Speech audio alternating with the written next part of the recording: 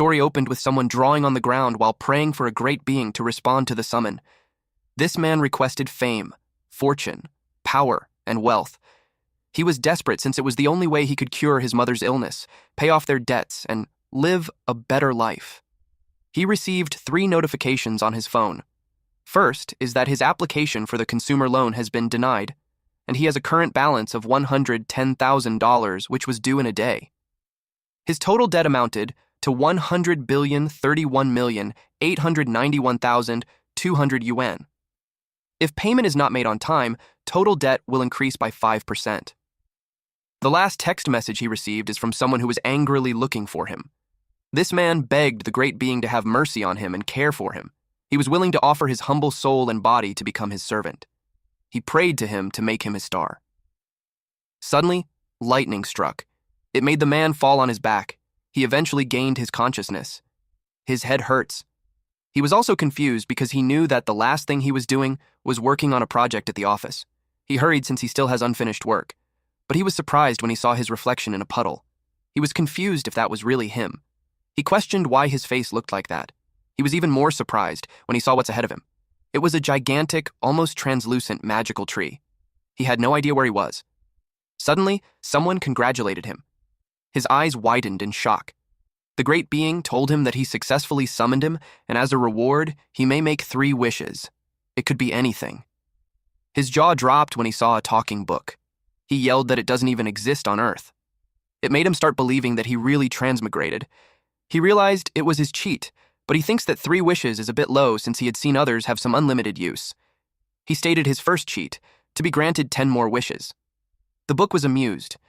It suddenly emitted dark energy around it while stating that it thought that there was a problem with the contract, but it realized that it wasn't the case. The man looked terrified upon seeing this creature towering over him. The great being showed his true form, a gigantic monster-like creature that looked terrifying. He realized that there was a new soul in the man's body. The man turned pale and asked him what he was and what he meant. The great being replied that he's not worthy of knowing who he was. He only needs to know that the original owner of the body used his soul and body to make a wish to him. He explained that he took the soul, but the body should belong to him, and yet this new soul occupied it, which led him to think that the soul in the body should be owned by him too. He wasn't happy about how he was transported. What's worse is that what he thought was a cheat to help him was something that would possess him instead. He knew he had to run right away. But the great being had something to tell him, that once a contract was formed, even the slightest intent to break it will bring excruciating torment as punishment. He screamed loudly in agony as fire engulfs his body. The great being was disappointed to see that it was just a weak soul after all. He wanted it to just die already. But our MC spoke about the content of the contract. He stated that if the breach of contract is caused by force majeure, then Party B is exempt from liability, and if he can't fulfill the contract because of his interference, it will be the great being's responsibility. Therefore, he knew he couldn't be killed because of breach of contract. The great being was dumbfounded that a mere mortal wanted to talk about rules with him. The man knew that he was a powerful being, and he could have easily taken his life, but he didn't, which led him to think that the man was testing him. He concludes that he was testing him for a suitable candidate. He asked him if he qualifies to sign a new contract with him. It made the great being laugh out loud. He finds the man very interesting. He was the first one who dared to negotiate with him. Since the boy piqued his interest, he offered him the contract. He had decided that if he could grant him 1 wish in exchange, he would give him a new life. And the great being's wish was 999 more wishes. Then he pressured the man by saying that he doesn't have much time to think. The man muttered that he's so shameless or copying his wish. The great being reminded him that he has 1 minute before he loses consciousness and dies. Then he asked him if he had made up his mind. Of course, the man had no other choice. He signed the soul contract wherein it stated that the contractor pledges with their soul that in that life they shall devote loyalty to the contract holder and must fulfill 999 conditions set by the contract holder. The contract holder may grant rewards when conditions are met. This was signed by the contractor, Zhou Chen.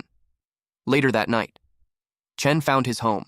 His clothes were all tattered like a homeless person, so he hoped that no one saw him like that. He couldn't believe that bastard boss dumped him there like that. He was told earlier that the boss would find him when he needs him, but in the meantime, he can do whatever he wants. He expected to be working like a mule, but he had no choice but to obey the boss. And there was no point complaining now. He decided to take it 1 step at a time. He unlocked the door, and when he looked inside, it was dark. He looked around and saw that no one was home, so it made him think that the family situation was even worse than he thought. To his surprise, there was a blood loan collateral from Zoomel all at once. It made him curious about what's going on with that family. Suddenly, someone yelled, "Hey, you brat!" Then he was hit on the head with a pipe. The man asked him where he had been all this time. He was angry that the brat ignored all his calls. The man had 2 lackeys with him. He was furious that the brat complained about being sick of living. The man on his left tried to remind him not to beat the guy to death, while the other one on his left told him that it was fine since the kid's tough as nails. Chen asked them who they are. The man beat him up while asking him if he had already forgotten the loan from last week. Then he asked why the woman hadn't shown up to sell blood to pay his debt. He wondered if she died somewhere. Then he commented that the brat's mom was a moron for willingly risking her life to take out high-interest loans for trash like him. He drilled into him that trash will always be trash. He pointed out how someone born as trash, a talentless trash, kept dreaming about turning things around, and all that debt just got him barely to the lowest profit rank. He stated that the brat and the old hag were not even worthy to carry his shoes. There was a time when he was asked if he wanted to give up being a prophet. He replied to his mother yes, because he doesn't want her to suffer anymore. He shared that he had a nightmare last night that his mom had to do handwork every day until she collapsed from exhaustion and never got up again. He doesn't want her mom to end up like that. He was worried that she would never wake up one day, and that he might not become a prophet, but his mother assured him that it will be okay. She promised him that even if the sky falls, she would hold it up, and advised him that he only needs to believe in himself more. After remembering that, his eyes glowed brightly. The man called his attention and asked why he isn't saying anything. Suddenly, the man's face met the brat's fist. It threw him on the other side of the room. The other man who had his back turned told him to stop because the kid might die if he kept hitting him. But to their surprise, the man flew past them. After receiving that blow, the man broke most of his teeth and lost consciousness. His friends were confused because it was supposed to be the kid in that state. They realized something was wrong. Then they saw the aura of the kid, and they couldn't believe that he broke through to star level. Chen asked them what's wrong with wanting to rise from the bottom. He told them to shut up because they were annoying, especially with their whiny crap. The men were annoyed with his arrogant behavior, despite being just an E-class stage 2. The other man urged him to teach the brat a lesson. They thought about crippling one of the brat's limbs. Chen wondered if the Oracle and E-class stage 2 they're talking about was the power inside him. And judging from their behavior, he expects that their level was higher than his. The man charged at him, but he could clearly see all their movements. The man tried to hit him, but left a dent on the floor instead. He wondered where he was. To his surprise, Chen appeared behind him and kicked him down. The other man couldn't believe he could do that when he's just an E-class stage 2. He wondered how he could be that fast and strong. He positioned on Chen's blind spot to break his ribs, but Chen kicked backwards and hit him on the chest. He was surprised that Chen knew about it without even looking at his position. He wondered how Chen became so strong. When Chen approached him, he begged to be spared. He reasoned that they were just following orders from Lin Yu. They were told to come collect the debt. Chen asked about Lin Yu. He instructed the man to tell Yu that he will pay back the debt. Then he wanted him to take others and get lost. The man ushered them out. Chen watched them. He knew that the boss was just watching. The boss was impressed that he could sense his presence with his sharp intuition. Chen replied that he felt a strange power inside him, so he figured that he was getting help from him in secret. The boss replied that he was right. Had he not lent him a bit of power just then, he'd probably be nothing but a meat paste, so he should be grateful. Chen was pleased to have confirmed that the boss was his golden finger. He stated that if he could lend his power all the time, he'd be afraid of no one. The boss told him that he's dreaming. He uttered that his power wasn't something a mere mortal like him can use. He told him that he just got lucky that he didn't exceed the limit. Otherwise, he would have dropped dead before they even touched him. Chen was shocked to find out that working for him doesn't come with any perks. He suggested that if he became stronger, it would be easier to complete his wishes. The boss assured him that according to the contract, he will give him a helpful reward. But he hasn't thought of what it will be yet. Though he clarified that if he's thinking of borrowing his power again, he should forget it, unless he has a death wish. Chen wasn't happy with it, but he agreed to it. Deep inside, the boss was thinking how the kid exceeded his expectations. Not only did he borrow more power than he expected, he controlled it pretty well too. He wondered if he's his fated point. Chen asked him if he had decided on his second wish. The boss was confused, so he elaborated that he mentioned that he wanted him to help fulfill his wishes. The boss replied that he hadn't thought about it yet, but he stated that he had plenty of wishes already, and when the time is right, Chen would understand it. Chen asked him what he's supposed to do now. He replied that he can do whatever he wants. Chen seemed frustrated with his answer, mainly because he knew nothing about the world and there was so much to figure out. He was hoping that he would make a wish and give him some direction, but he could tell that it's not going to happen. He checked the previous owner's phone, which he found on the rooftop. He knew that if he's going to live as that guy from then on, he should learn more about him. He saw that all the messages are all about debts and online purchases for things like supplements. It made him realize that being a prophet cost a lot. He also observed that there's not a single message about his family.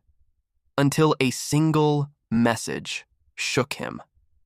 It was from his big sister, who informed him that their mother fell into a coma and was hospitalized. She told him to go to Tianlin Hospital. At Tianlin Hospital. He arrived full of worry. He saw a woman sitting by the foot of the bed. He could tell that the atmosphere's a little awkward, but he could understand that anyone would be mad if something important as that would be ignored. He guessed that the woman sitting with her shoulder hunched was his sister, Zhou Yueqing, and the person in the hospital bed was his mom. When he saw her, he couldn't help but think she looked different from his memories. He wondered if it was because of him. He apologized to her sister for being late, then asked her how she was. She asked him what his excuse was this time. She asked if it was a training, a breakthrough, or could it be that he's busy summoning gods and doing things? That made him speechless. She stated that their mom worked hard to pay his debts until the moment she collapsed. It made her angry that he couldn't even come see her once when she gave him everything. She yelled that his whole family gave him everything. She added that just to pay his debts, their mom couldn't even afford the ICU. She pulled through with sheer willpower, and their mom almost died.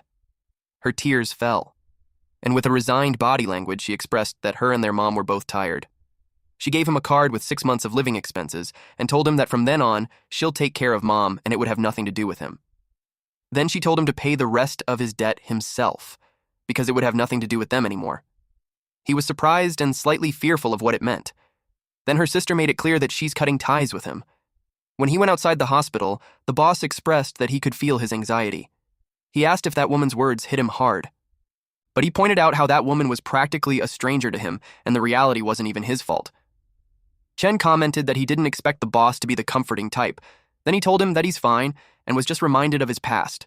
Back then, he was the same, wanting to say something but not being able to get a word out. The boss told him not to let the mess delay his wish. Chen confirmed with him that if he had proven his value to him, he would help him grow stronger. And as long as he becomes strong enough, he can make up for all of this. The boss promised him that as long as he proves his worth. The boss thought about him being his fated point. He hoped that kid wouldn't bring him down. At Right City Yaoye Club, specifically in the presidential suite, someone stated that the profits they got weren't bad, so they will keep increasing investment. This was from a man wearing shades with a cigar on his mouth and girls on each of his arms. He also added to contact them and speed up the recovery progress because the higher-ups won't last long. His subordinate understood it and had one more thing to report. According to their investigation, someone from Area A's organization had trouble collecting rent and 3 people were injured by a student. The boss remembers that there's still time before debt collection starts over there. He assumed that those bastards were trying to pocket some extra cash. He complained that it's because of that self-serving trash that fewer and fewer people were coming to him for loans. He told his man to handle it according to rules.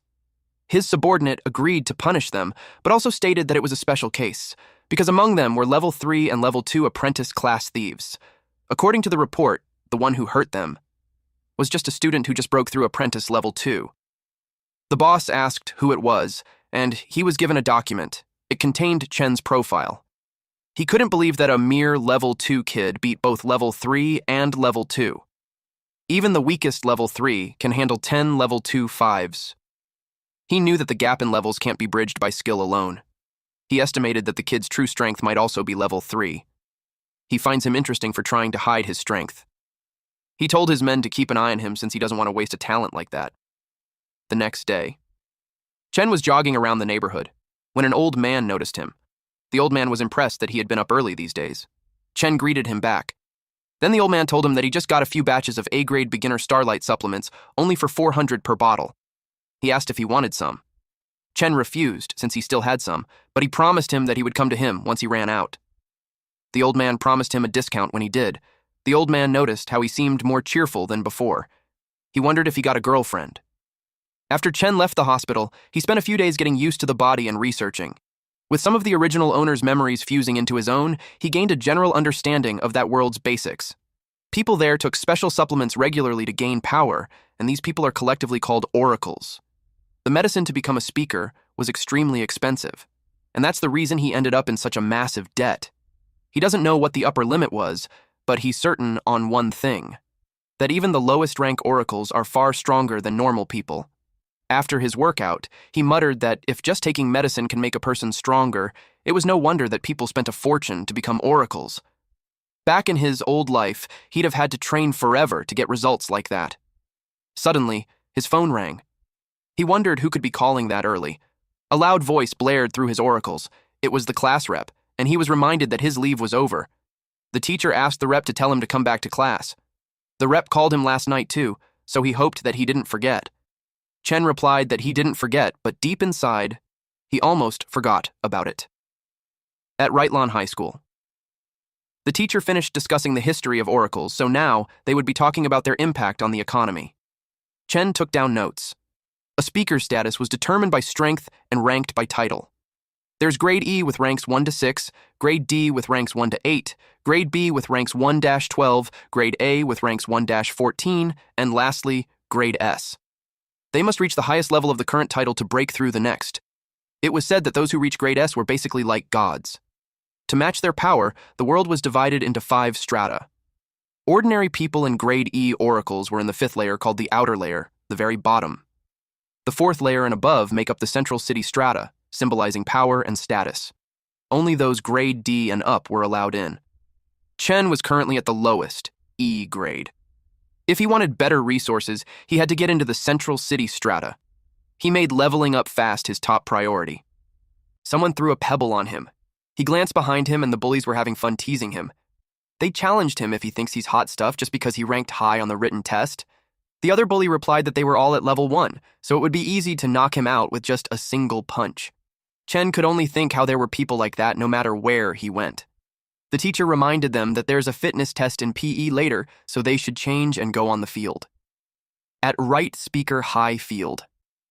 In the speaker program, most of the day was just PE class. Chen thinks the curriculum was way too chill. Unexpectedly, someone called out to him. A student elbowed his friend and told him that a fight was about to break out. Seeing that it was those two again, they weren't surprised. The student asked if those bullies don't ever get tired because he had done that several times already, just for that month. His friend warned him not to speak anymore, otherwise he could be targeted next. The bully grabbed Chen's collar and asked him if he enjoys glaring. It had been a few days, and he was still acting tough. The bully told Chen that it didn't matter if his written test scores were good. He mocked him by asking if he's planning to talk to his opponents later. The bully reminded him that in the world of oracles, it was all about levels and powers, and based on his strength, he was just a level 1 piece of trash. Chen answered that by logic, the bully was a level 1 trash too. The bully was caught off guard. That response infuriated him. He was about to punch Chen while screaming that he's going to tear apart his mouth. Chen blocked his fist and asked him if he's done talking. The bully's eyes widened in shock. He was confused about what's going on, especially that he can't break free. He wondered if Chen had always been that tall. Chen reminded him of what he said. Everything is power. Then he stated that it's his time to tear his mouth apart now. The bully got scared. Chen released aura from his body as he towered over the bully. But Chen got distracted from an overwhelming pressure. Someone said that he got guts. The teacher asked him who gave them permission to make a scene in his class. This was their PE teacher, Tian Zhijia, a grade D level 5. Zhijia was annoyed with Chen because he just came back and was already causing trouble. Chen, however, calmly and maturely replied that they were just having a friendly spar. Then he lets the bully go. That was Jiha's first warning to him, and if he messes up again, he could expect him to be rude. Then he gathered everyone for the test. Zhijia announced to everyone that they only have 3 months until the graduation exam, and the exchange tournament after graduation was even more important. If they do well in the exchange tournament, not only will they bring glory to the school, they will also get a chance to enter a prestigious academy. And to ensure a strong finish, he specially prepared imported grade A beginner supplements. He sold it for $6,000 so everyone could get a good result. Then they started training. A student did pull up, and at the 24 counts, he couldn't go on further, while the other one was so pumped up that he already reached 50. Chen was just watching, wondering if that was all Oracle's test all about. He thought it was something special. Someone approached him and asked if he's all right. It was the class rep. She was worried because he suddenly took several days off, so she thought something happened to him. She got embarrassed and clarified that she didn't mean to be nosy. It was just that she finds it strange to take a leave so close to graduation. Chen told her he's fine and thanked her for caring. Then she asked him if he wasn't buying the teacher's supplements. He replied that he's out of money.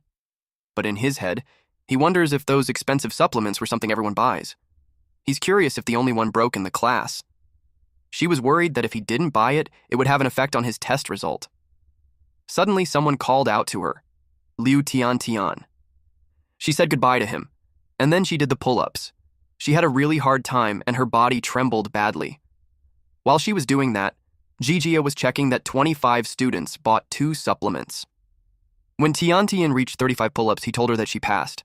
Chen had observed that the students who bought such expensive supplements received special treatment from the teacher in return. With graduation near, it was understandable that they wanted better scores. But he knew that with his current ability, he probably doesn't need it, and he doesn't have any money left either. Then the last one was called Zhou Chen. The teacher saw that he didn't buy a single bottle of his supplement. He doubted that he would pass without his supplements. He decided to deduct some points to make him fail and use him as an example. Chen inspected the pull-up bar and wrist guards, and it looked normal. But he was cautious that there might be something different about the Oracle's test. He grabbed the bar, and to his surprise, his body suddenly got heavier, and the more strength he uses, the heavier it gets. He wondered if it was because of the crystal on the wrist. Just as he expected, the Oracle's test wasn't that simple. He could tell that the applied weight has a limit, and with his current strength, it was very easy to adapt. It was a rare opportunity, so he tested his limits. Everyone who saw him was shocked at how strong he was. He just did almost 100 in one go, when he barely managed to do 30 before. His current score would equate to a 2nd rank. One student shared that when he saw the elite class 2nd rank, it was basically like that. Chen was done, so he hopped down. His classmates surrounded him and expressed that he was amazing. They told him that with his scores, he could join the elite class. They inquired when he ranked up to 2nd and what was his supplement. The teacher was also curious on how he suddenly improved so much. He wondered if he used enhancers. But he knew enhancers were too expensive for normal people, and using one there would be too extravagant. He wondered if he really reached 2nd rank in the last few days. He got worried that the students would find out that he ranked up without his help because he would no longer be able to sell them. He was resentful towards him since he would cut off his profits, and he wouldn't allow that. He was determined to teach him a valuable social lesson. Meanwhile, at the principal's office, someone was surprised to learn that the exchange meet had canceled the 2nd rank matches. The principal was on the phone, and he expressed that for a school like theirs, that gets no support and has no resources, producing a 3rd rank was so hard. The person on the other line empathized with him, but also explained that the government urgently needs more Oracle elites. That's why they decided to shift funding to the top-ranked schools. It was a decision from above that there was nothing they could do about. The principal tried to ask if there's another way, but the person already hung up. He slammed the phone back. It was such a headache for him because the elite class's drug supplies and equipment require massive funding, and their school barely has enough resources to maintain a 2nd rank level. In addition, there were only 3 months left before the exchange, so he wondered where they would find a 3rd rank student. He thought about pooling all their resources and gamble on 1 3rd rank, but that means expelling a bunch of average-performing students. He looked at the crystal on the shelf and asked loudly from his senior what he should do. He was worried that the right Oracle Academy was going to fall during his term. Suddenly, someone knocked on his door. It was Jijia. He invited him in. Jijia handed the results of the test to him. Jijia even expressed that the performance was excellent, and he believed that the class will produce outstanding oracles. When he saw the results, he questioned in his head why Jijia already called that excellent when it was only 1st rank. Those useless trash can't be sent to the field. Then Jijia mentioned that there's one exemption that he thinks wasn't fit to be an oracle. He asked who.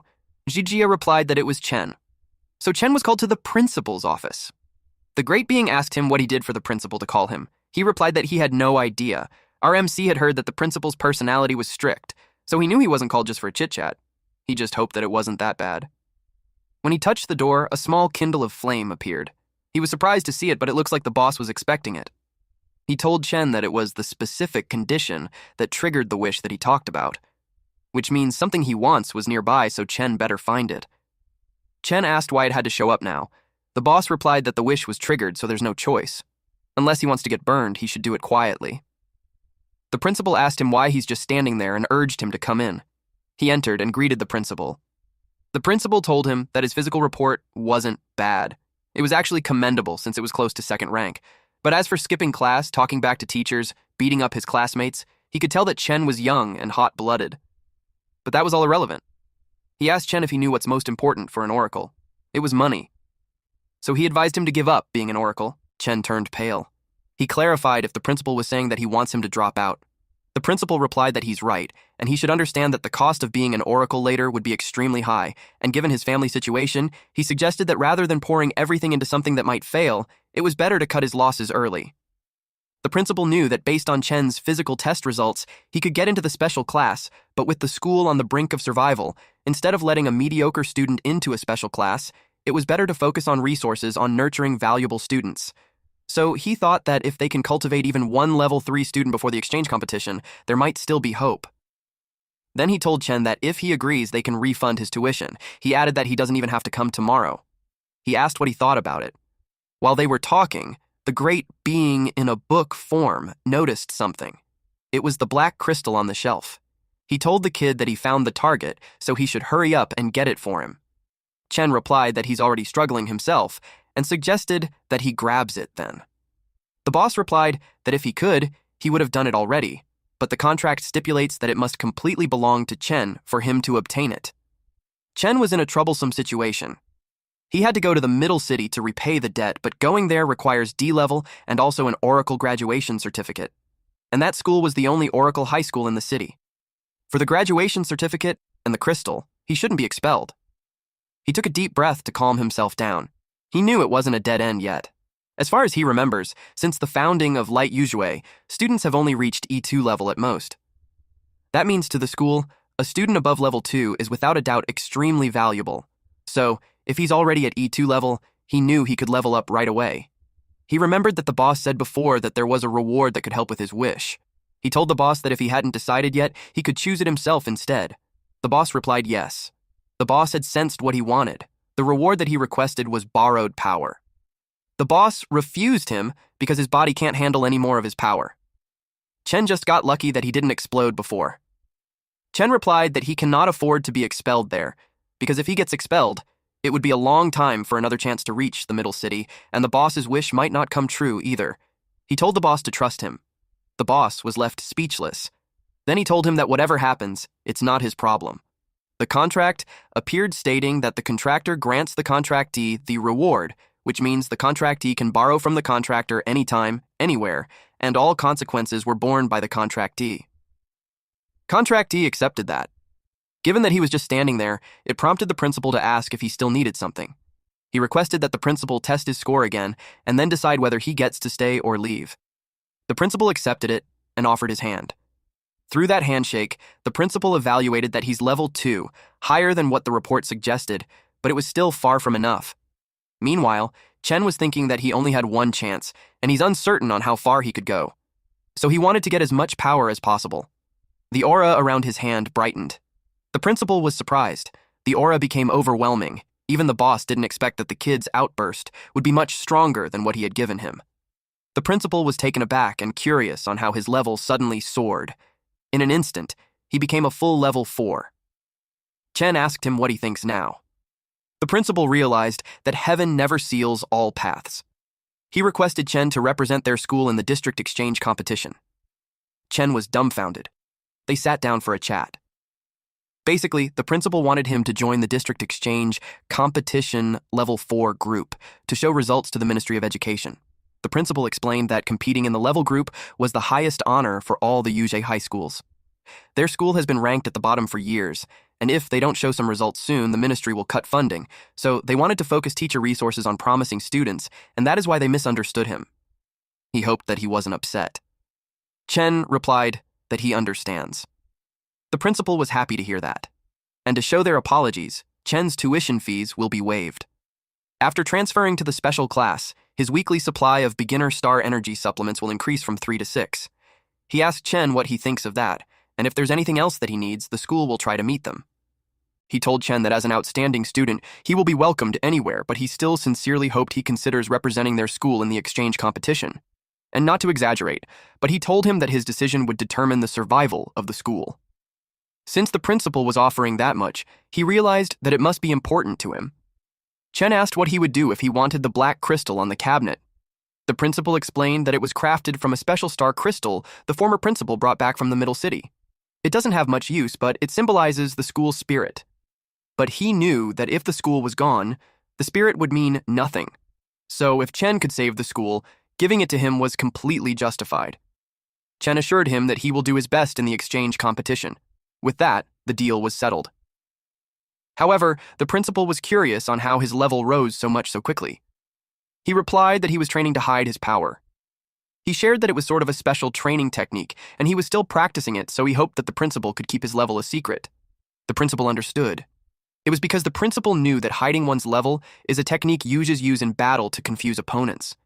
He didn't expect such awareness from someone so young. He assured him that he won't tell anyone.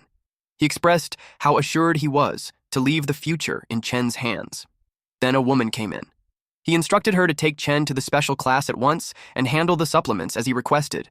She ushered Chen and explained that the entire second floor is for the special class. Next thing they would do is to register. Chen thanked the teacher. She was curious about his relationship with the principal because she had never seen him so happy. Chen simply replied that they just got along. Meanwhile, someone was running at full speed towards Chen. The man grabbed Che's arms and told him that he really tried his best to plead with the principal, but in the end, he couldn't change his mind. He argues that even if his grades were average, he still has the right to learn. He hoped that after Chen dropped out, he would keep working hard and not give up. The teacher asked him what he's talking about. She clarified that he's transferring to the special class tomorrow, and he was just about to take him to register. Then she told Jijia that the principal wanted to see him. She also shared that the principal was very angry. He knew he was screwed. Nighttime came. Chen was back in his room. He laid on the bed thinking that he had to go from level 2 to 4 in 3 months, and he had no idea how to do that. Even rich prodigies take tons of money and time to level up just once. A poor guy like him leveling up twice in 3 months seemed impossible. He asked the boss if there was a way he could level up all at once by himself. The boss asked him how there could be. And if he wanted his help again, he had to fulfill his wish first. He told him to blame himself for picking such a reward. Our boy replied that he had no choice because it was the only method he could think of at that time.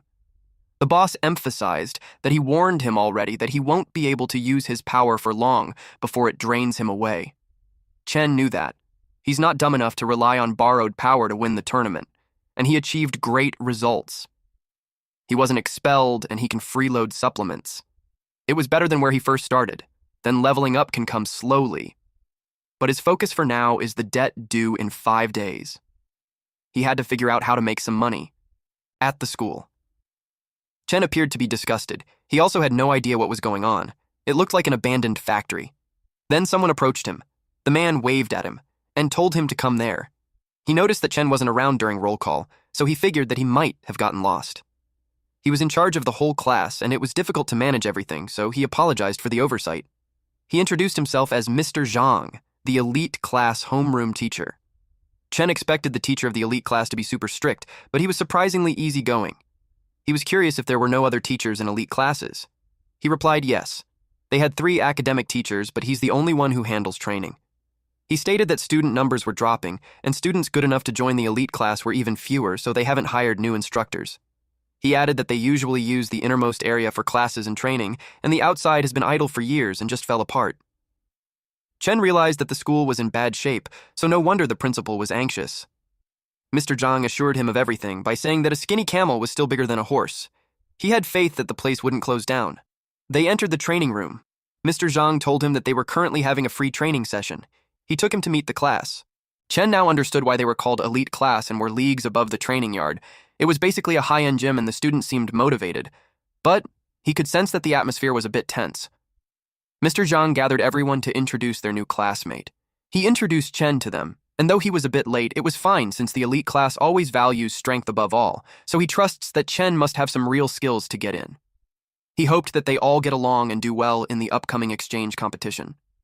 One student from the back expressed that he doubted that it was because of skills. He was insinuating that he got through the back door. He added that he could just bring the whole elite class down. Mr. Zhang told this guy named Ma Wenhao to watch his words. He emphasized that Chen entered through proper procedures, so he better stop spreading rumors. Wenhao replied that whether it was a rumor or not, they will find out soon enough. He formally challenged Chen. The crowd was shocked because it has been ages since they had that. Unlike friendly sparring, a formal challenge was fought with full dignity on the line. They say that the loser has to serve the winner without complaint. And Wenhao's the strongest among them. They couldn't believe that he's bullying a newbie. A blonde guy nearby asked a pink-haired girl what the commotion was all about. The pink-haired girl replied that the transfer student was about to fight Ma Wenhao. He didn't know about the transfer student. Mr. Zhang replied that a formal challenge does not count unless the other side accepts. But to his surprise, Cheng accepted.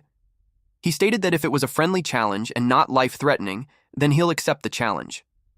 In his head, it was a good chance to test how he compares with the others and a perfect preparation for the exchange competition. The principal had heard about it.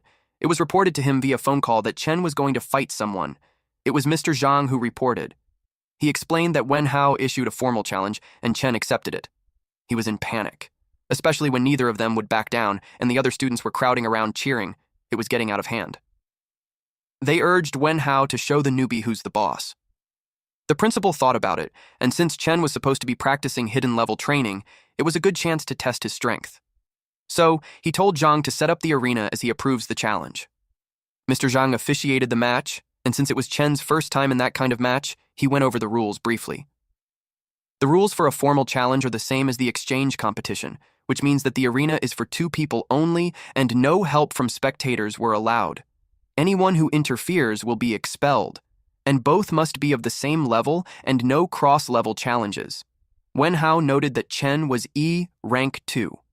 Mr. Zhang emphasized that it was just a friendly spar, and there shouldn't be any attacks on vulnerable parts of the body, and no killing moves were allowed, or private revenge afterward. A hit on the face or voluntary surrender equals defeat. And they began. Wenhao charges in. His plan was to strike fast and catch him off guard. He wanted to win in one move. Chen expected him to charge right in. He blocked his arm, which surprised Wenhao. He couldn't believe that he reacted that fast. He kept punching, but Chen skillfully evaded it. He was bothered that Chen evaded like a rat, so he planned on finding a way to restrict his movement. He moved at the speed of light. Chen was caught off guard and had been hit on his forearm. Wenhao's hook and wind kick can shift mid-strike, so even if Chen blocked it, the impact will still knock him down. While Chen was on the ground, he attacked again. Chen glared at him. Then he released his aura and counterattacked with a fast and powerful kick. Wenhao was taken aback that he could use combat techniques too. He willed himself to stay calm, and as long as he didn't get hit in the face, he knew he wouldn't lose. He thought he still had a chance, but Chen's fist gently hit his nose. Chen told him that a hit on the face counts. He was speechless. Mr. Zhang declared Chen the winner. Wenhao couldn't believe that he lost. Even the other students thought the same, but they realized that the new guy was way too strong.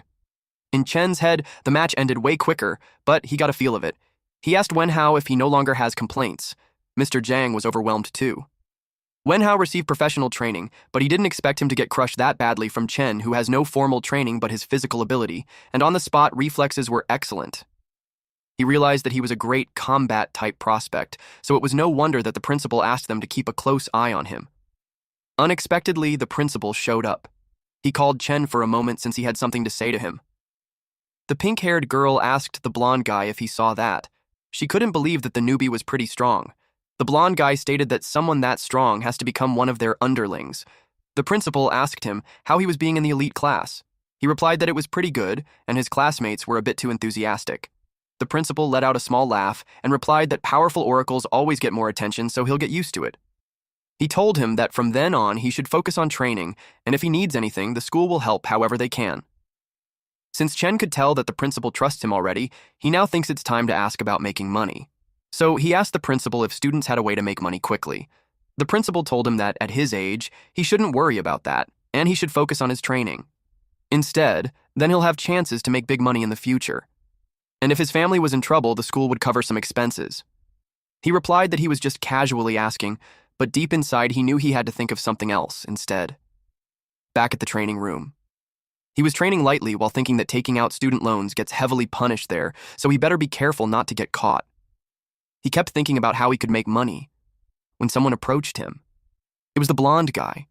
He wrapped his shoulder around Chen and told him that the match was awesome, and he even got to talk to the principal directly. It made him question who he truly was.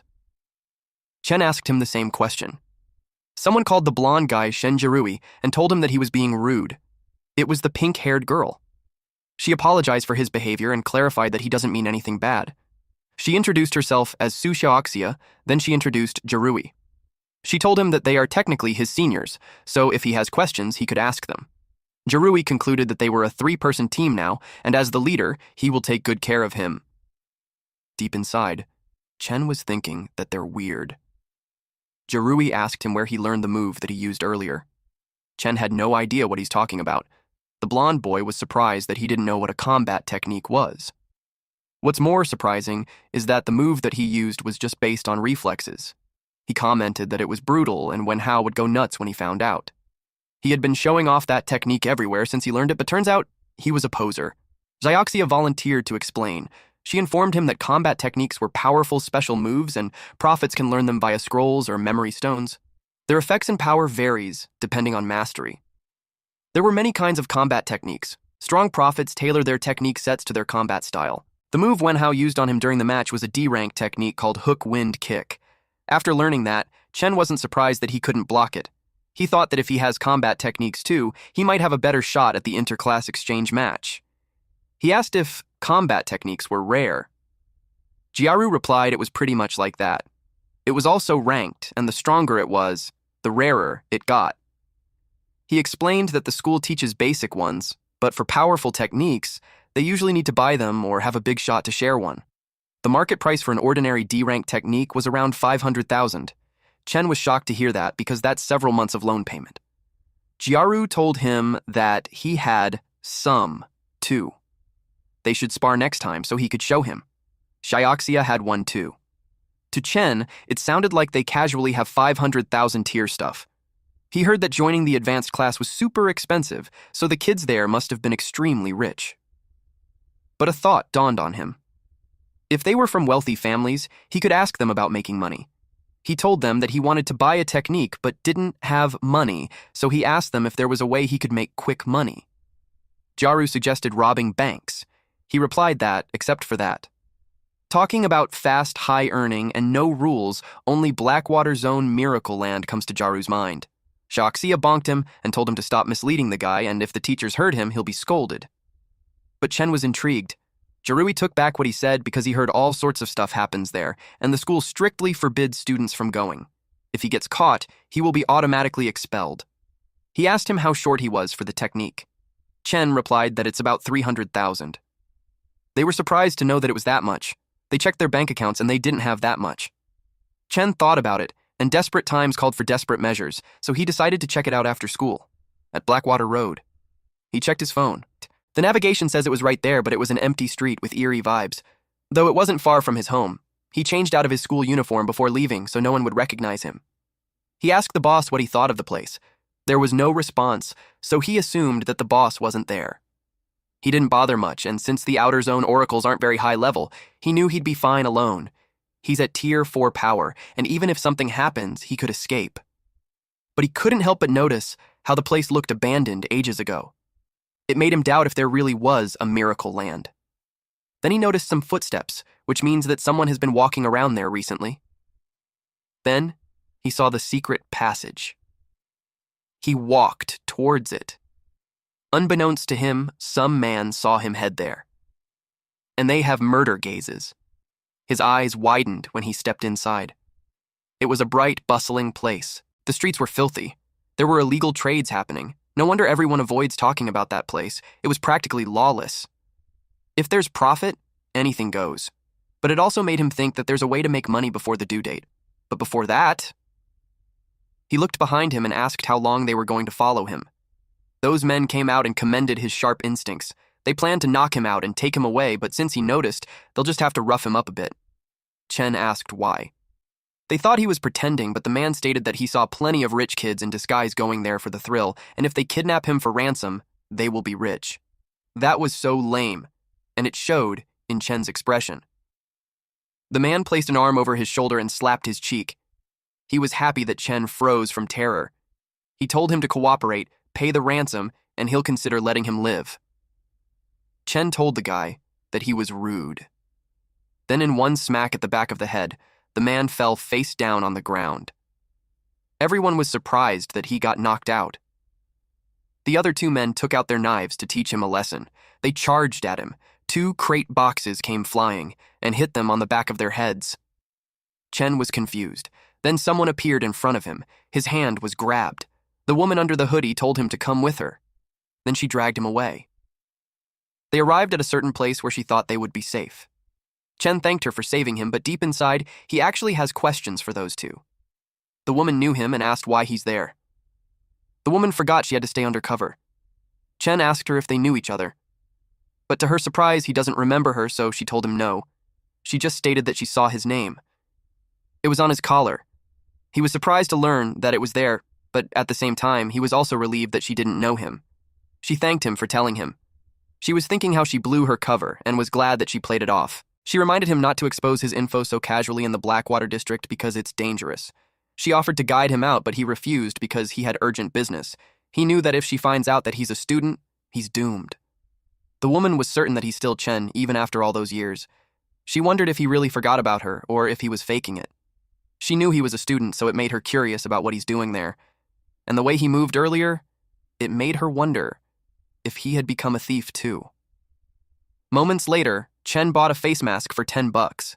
He believed that it would keep him safe. He already walked around, and yet he had no clue how to make money. Someone approached him because he doesn't look like a local. He asked him who he was. The man introduced himself as a tour guide and boasted that he knew everything about the place, so he could ask him anything. So Chen asked if there was a palace nearby where he could get quick money. The man ushered him to the location. He was pretty happy too, because he had secured a head fee. They entered a dimmed building, and inside was an arena. The fighter punched the opponent, and the crowd went wild. Chen realized that it was an underground fight arena. The man told him that if he wanted to have fast cash, it was the right place. He also informed him that there's a special match that night, and the winner gets a bonus and part of the betting pool. Lots of Herald-level fighters showed up, and the matches were intense, and the bets were high, so it was the perfect time to join. Chen saw the guy in the ring, and he looked scary, but he's only at level 1. With the high winning prize, he thought about it. The man asked him if he wanted to play. If so, he could get him chips. Chen replied that he wanted the whole prize, so the man was left dumbfounded. The woman followed him inside the arena. The crowd couldn't believe that the kid was strong. She saw the arena, and was puzzled why he's there. His opponent told him not to get cocky just because he won 2 matches. This opponent boasted that he's the tournament's seeded player and his name was Yarif. He kept yapping, so Chen just punched him away, and in just one punch, the guy was knocked down. The crowd expressed that it gets boring since it only took those men a single punch to be defeated. Chen was aiming for that quick and clean victory, though. The next one looked smug, but before he could finish his sentence, he was out. The next one wanted to surrender, but Chen just sent him flying. The man in white suit behind the screen turned pale. They let him enter the match because he looked weak, but he didn't expect that outcome. A subordinate reported to this boss that the fighters they were going to sign all ran away, and the customers thought that they're rigging it and wanted refunds. If that keeps up, the arena will be in jeopardy. So no matter what, they couldn't let the kid walk off with the prize. He told his subordinate to bring out that guy. Chen tightened his fist and delivered the blow to the last challenger. Then he told the referee that he's going to claim the prize. The host insinuated that the crowd wants to see more. So, the management decided to give everyone what they truly wanted: a thrilling final match. Chen realized that they never intended to give him the money fairly. The final fighter was welcomed. Chen was surprised to see him. The man was restrained, and he was introduced as a mutant called Niflin. They brought out the monster that was restrained in a metallic plate, and they removed the restraints that kept it upright. The monster was laying flat on the ground, and they closed the arena again. Chen was confused on what's going on. There was something attached to the nape of the monster, and it released some air, and the capsule at the center of it was removed. The monster stood up. It looked creepy, like a skinny, tall goblin. A woman from the crowd hugged the man beside her because she was scared, while that man was relieved that he chose the back row because any closer and he would have peed on his pants. Though he still comforted the woman and uttered empty promises that he'll protect her. The woman who followed Chen was shocked to see that monster. In her head, she questioned why something like that was in there. She knew it was beyond Che's level, and with her ability, she could get him out safely, but it will expose her location and her plan would be discovered. She was facing a difficult dilemma. Chen was annoyed that the boss wasn't around for times like that. He could tell that the opponent was different from his previous opponents. In the first place, it doesn't look human, and being watched by it feels like a prey under a hunter's gaze, and just standing there was nerve-wracking. His instinct screamed that it was extremely dangerous. The monster's middle finger changed into a blade. It attacked him. It was fast that it had grazed him. Had he not dodged on reflex, he'd already be dead. It made him certain that it really wanted to kill him. So he knew he couldn't hold back. When it charged, he grabbed its arms and kept it away from his body. Still, he was being pushed back. He realized how strong and dangerous it was, so he needed to end the match quickly. He used borrowed power, so from E-2, he reached E-4 level. Because of that, he was able to push the monster backwards. He clasped his hands and raised it in the air, and hit the monster on the head. He checked if he was able to take it down.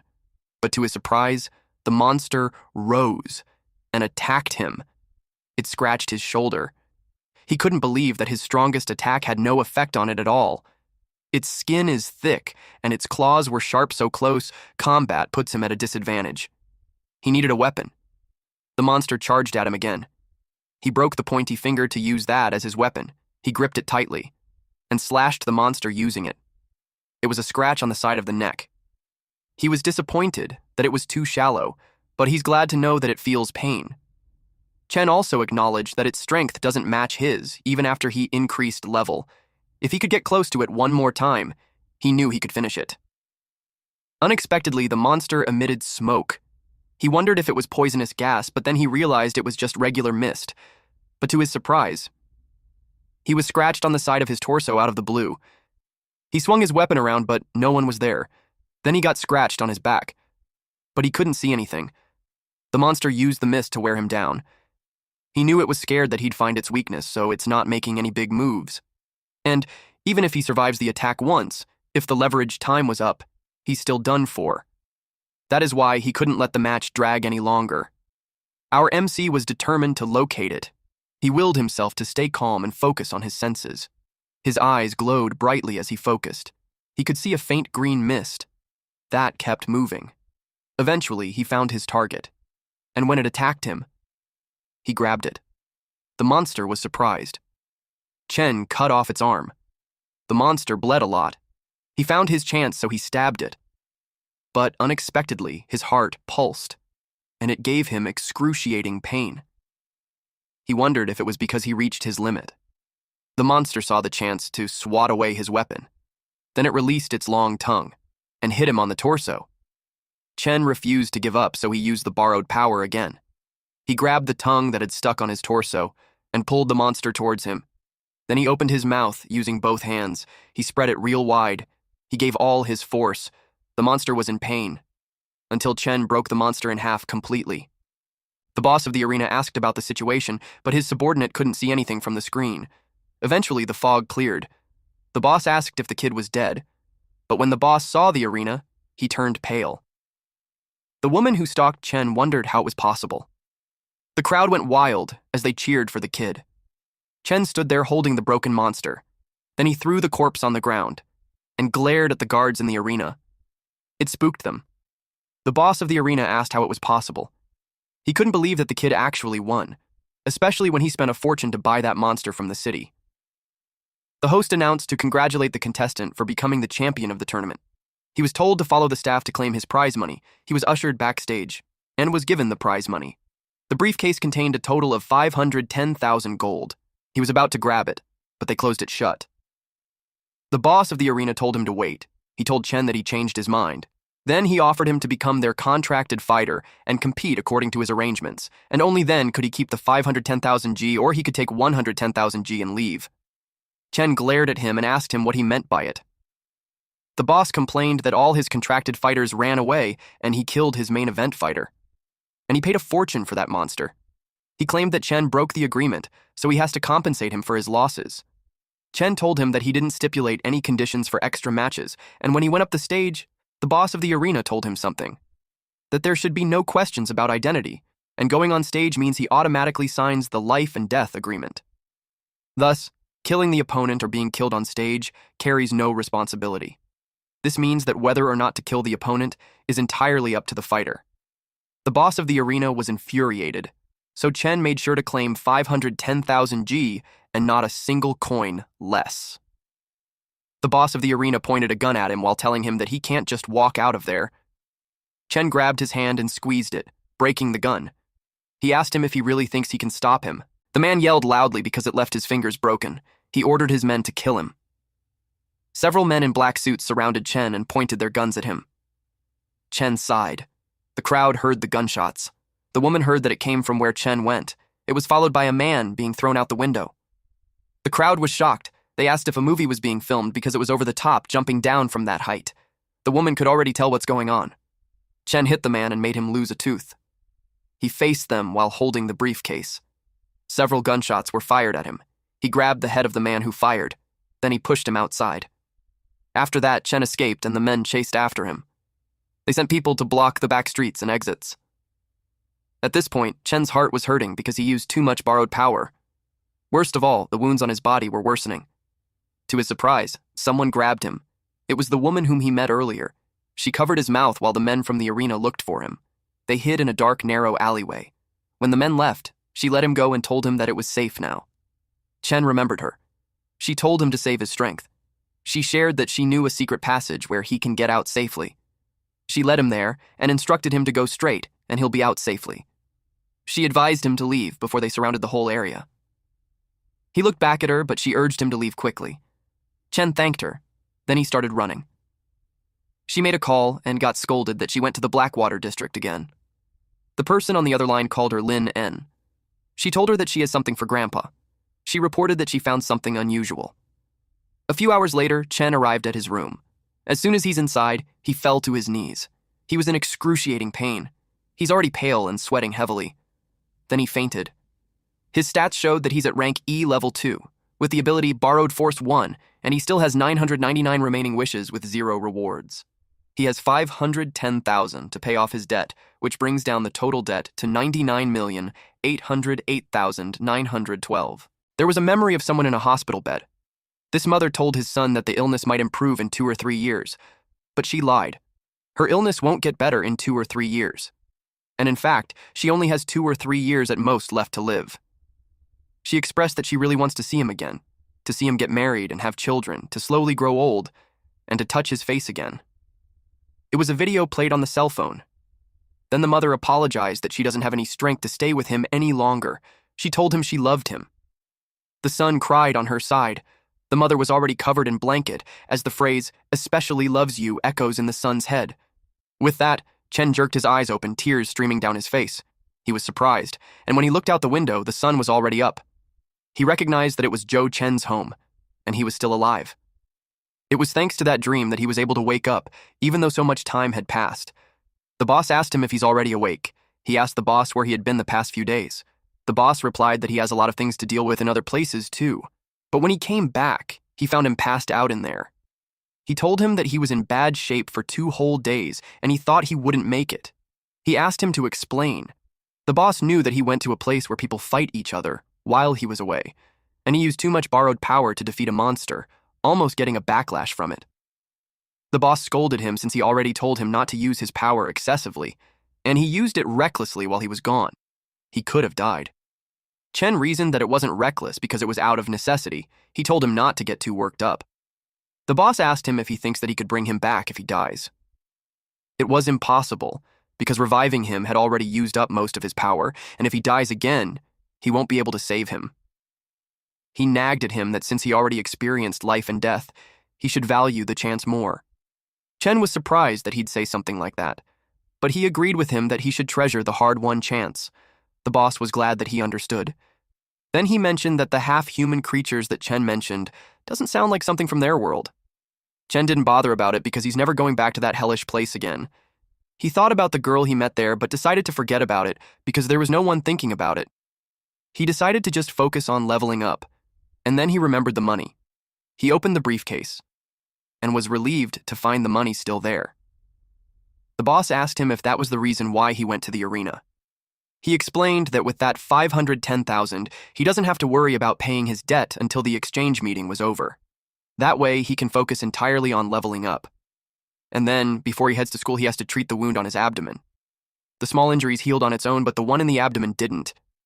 He needs to go to the hospital, then there's school training, and before all that, he had to go to the bank to deposit the money. He complained how busy he was, in the hospital. The doctor told him that it was nothing serious. Although it's a penetrating wound, it was healing well. He was told to keep it clean and not get hurt again. The doctor told him that healing that fast wasn't something normal people could do. So, the doctor asked if he was a prophet, and he replied yes. Then the doctor informed him that prophets get injured often and their hospital has a promotion. If he gets a card, he could enjoy discounts later. Chen refused it and expressed that he wanted the regular medicine. The doctor gave him a special anti-inflammatory. Chen was relieved that the monster's tongue wasn't poisonous. He felt relaxed, but his eyes itched. The doctor gave him the medicine and told him to just pay it outside. He saw that there's light in the bottle, so he asked about it, but the doctor told him that he doesn't see any lights and it was just a regular anti-inflammatory for prophets. He got confused because he could clearly see it, and it didn't seem like an illusion. He wondered if he's the only one who can see it. The doctor thinks he might be hallucinating from stress. He explained that it's normal for prophets to be stressed, then he tried to sell him a counseling program. After that, he exited the room. He could see medicines and people glowing. He wondered if it's because he's a prophet. The difference between ordinary people and prophets is whether they have been enhanced by star energy. He wondered if it was the light given off by the star energy. He wondered if it was because of the fight. If that was the case, it would be a huge deal since the key to a prophet's level up is how much star energy they can absorb. And if he can really sense star energy, it would be much easier to absorb it. Someone caught his attention. The man passes by. This person's star energy was extraordinary. The man glanced back because he felt that he was observed, but he knew there weren't any strong people there. This man answered a call, and the person on the other line asked him why he's in the hospital. He was reminded of their mission, which is to find the alien star. The long, green-haired man replied that he rarely travels, so he would stay in that country for a while and catch up with their little princess. The person on the line liked that, because according to their boss's prophecy, the alien star is a key point in changing history. Before they knew whether it was an enemy or ally, he was told to contact them first and act accordingly. The man commented that his boss worries too much. He stated that if the alien star was really an enemy, he'd personally destroy it. This person was Amir, an A-rank thief, at the academy. The principal talked to Chen because just a few days after entering the special class, he didn't answer calls, didn't reply to any messages, and skipped classes. In Chen's head, he just got back and yet he's already caught. The principal was well informed. He apologized and explained that something urgent came up at home, so he wasn't able to inform the school in time. He expressed that he was willing to accept any punishment. The principal clarified that it wasn't what he meant. He just wanted to ask if nothing bad happened to him. Chen replied that there was nothing like that. He asked if he's worried that he'd back out of the exchange match. The principal firmly replied no because he trusted him regarding that. He's more concerned that Chen was hiding some kind of hardship that he doesn't dare to speak of. He told him that since he's a good prophet, even if he hadn't agreed to the match, the school would still do its best to support him. He told him that the purpose of the academy is to nurture excellent prophets, and that will never change. Chen nodded and assured him that he's fine. He promised to give his all in the exchange match and win honor for the school. Since that was all, the principal told him to return to class. He also informed him that his friend was so worried about him that they even came to his office. Chen was confused, though. At class. Jaru placed his arm around Chen's shoulder and asked him where he went. Xiaoxia added that even the teachers don't know what happened. They were all worried about him. He replied that things were busy at home. Jaru brought up the topic about combat techniques he mentioned before. He gave him a card while telling him that he and Xiaoxia scraped together 300,000 for him to use first, then he can just pay them back once he has the money later. Chen was surprised. He just casually mentioned it, but he didn't expect them to take it seriously. He told them that he found the technique wasn't worth it, so he decided not to buy it. He thanked them anyway. Jaru told him that he'd find something better. Unexpectedly, someone called out to Chen. Wenhao was blushing when he approached him. He admitted that he overheard them say that he was short on money, so he gave him his card, which has 50,000 savings. He hoped that he didn't mind that it wasn't much. Then, about him losing the match, he told Chen that if there's something he wants him to do, he could just say it. Chen told him that there's no need to act like a servant or anything. Xiaoxia scolded him for butting in their team's business. She asked if he's scheming something. He replied that there's nothing like that. He just wanted to apologize to Chen before since he thought he got into the special class through connections, and afterward Mr. Zhang explained his situation. With that, he admits his loss wholeheartedly. He stated that Chen made him realize the gap between them, so he wanted to be friends. Xiaoxia whispered in Chen's ear that he was the first to defeat Wenhao. She asked if they should let him join. He replied that he doesn't mind. Xiaoxia told Wenhao that if he's willing to be the fourth member, then they will accept him. He replied that ranking doesn't matter to him. Jaru stated that to celebrate their new teammate, Wenhao should pour him a glass of water. Wenhao replied that if there's anyone who gets water, it should be Chen, since Jaru lost to him anyways. Jaru couldn't believe that he just joined and yet he's already acting like a boss. Chen watched them while thinking that they're all such good teammates. He felt lucky to still be alive otherwise. He would have never met them. At the treadmill machine, Chen trained hard. In his head, the leveling system was simple. The body just needs to absorb the star energy, and the more star energy absorbed, the higher the level. High-intensity exercise increases absorption efficiency, and that's why most prophets were always doing PE classes. But the absorption rate was trickier than he expected. He already wore equipment to maximize training intensity, but his absorption rate was still low. If the star energy in the body wasn't absorbed in time, it will slowly leak out and be wasted. It is no wonder some people stay level 1 their whole lives. At that rate, he'll never reach level 4 before the competition. He knew he needed a way to boost his absorption rate. Jaru approached him and expressed that free training was getting boring. He invited Chen to spar to make things exciting. Chen had an AHA moment. He recalled that during the match, it was only because he had to fight that monster that he accidentally forced himself to grasp star energy observation. He told Jiaru that if they're going to spar, he has an idea that will need everyone's help. The center light was turned on. Xiaoxia used Izumo Palm, while Jiaru used Rending Fist. They fought Chen together. Chen liked how they sync. After that, it left those two exhausted. They have been at it for almost an hour, so they suggested that they rest. Xiaoxia expressed that when he first said 1 versus 2, she thought that he was joking. She didn't expect that he meant it. Jiaru claimed that the method was amazing. Without worrying about winning or losing, he could throw himself completely in battle, and he even dared to try new moves. Next round was Wenhao's turn. Chen realized that he was right. That kind of all-out battle increases absorption rate, and with their good foundations, once the absorption rate increases, they would level up quickly. He thought of trying a new method while his rate was already high. To ensure safety for ordinary people, the star energy in normal supplements was diluted. If the physical quality was average and absorption was low, even drinking thousands of bottles won't raise a level. But from his observation, borrowed star energy was 100 times more concentrated than supplements. With his current ability, absorbing it directly would definitely make his body explode. But if control the flow that he could absorb, he thought that he could make the borrowed star energy permanent. To level up quickly, he thinks it was worth a try. He used borrowing power. He didn't realize until then how absurd the amount he could borrow. But it made sense since it leveled him up twice in a row. He slowly controlled the flow and compressed it as small as possible. Then he absorbed it. The energy was all gathered in his heart. He didn't expect even a small amount to be so overwhelming. His whole body was filled up instantly. Even restraining it desperately, he still had absorbed too much. At that rate, his body will burst, so he had to release it. When he did, everyone was shocked. At first, they thought it was an earthquake, but soon after, they realized it was him. Their jaws dropped when they saw that his star energy suddenly skyrocketed. The boss appeared and asked him what was happening. He couldn't believe that he absorbed his energy. Chen expressed that he tried to control the amount he gave him down to what he could handle, and luckily, it worked. The boss was in disbelief that he absorbed the star energy and didn't die. It made him think that he truly is his destiny point. A brief description about star energy supplements. It is made from materials containing star energy such as star grass, star crystals, etc. with various magical effects such as replenishing star energy, enhancing physical strength, and healing injuries. Chen asked him if he said something. The boss said nothing and expressed that he's glad that he's not dead. Mr. Zhang arrived in panic and asked what happened and if they were okay. Xiaoxia reported that it was Chen. Jiaru explained that they finished sparring and were resting when Chen suddenly became like that. Mr. Zhang couldn't believe that strong star energy was overflowing. He instructed Wenhao to bring the measuring device. It showed that he's at level 3. Everyone's jaw dropped. It was the first level 3 in their school in ages. He hurriedly left to inform the principal at once. Xiaoxia inquired how he leveled up. She wanted him to teach her.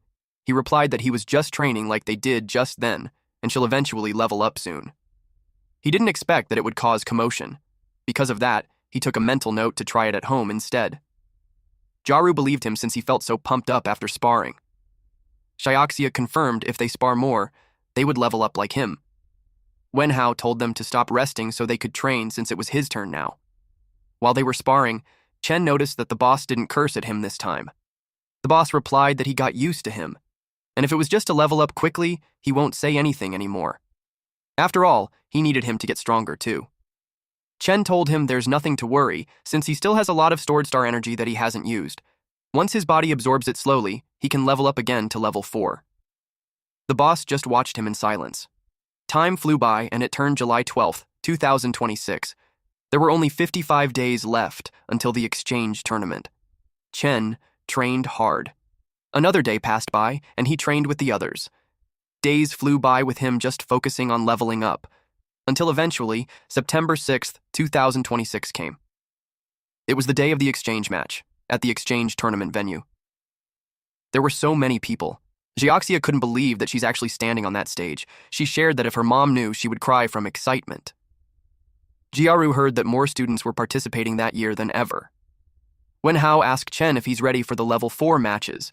The gap between level 3 and level 4 wasn't that small. He felt bad, since if they had more time together, they might have been able to fight together.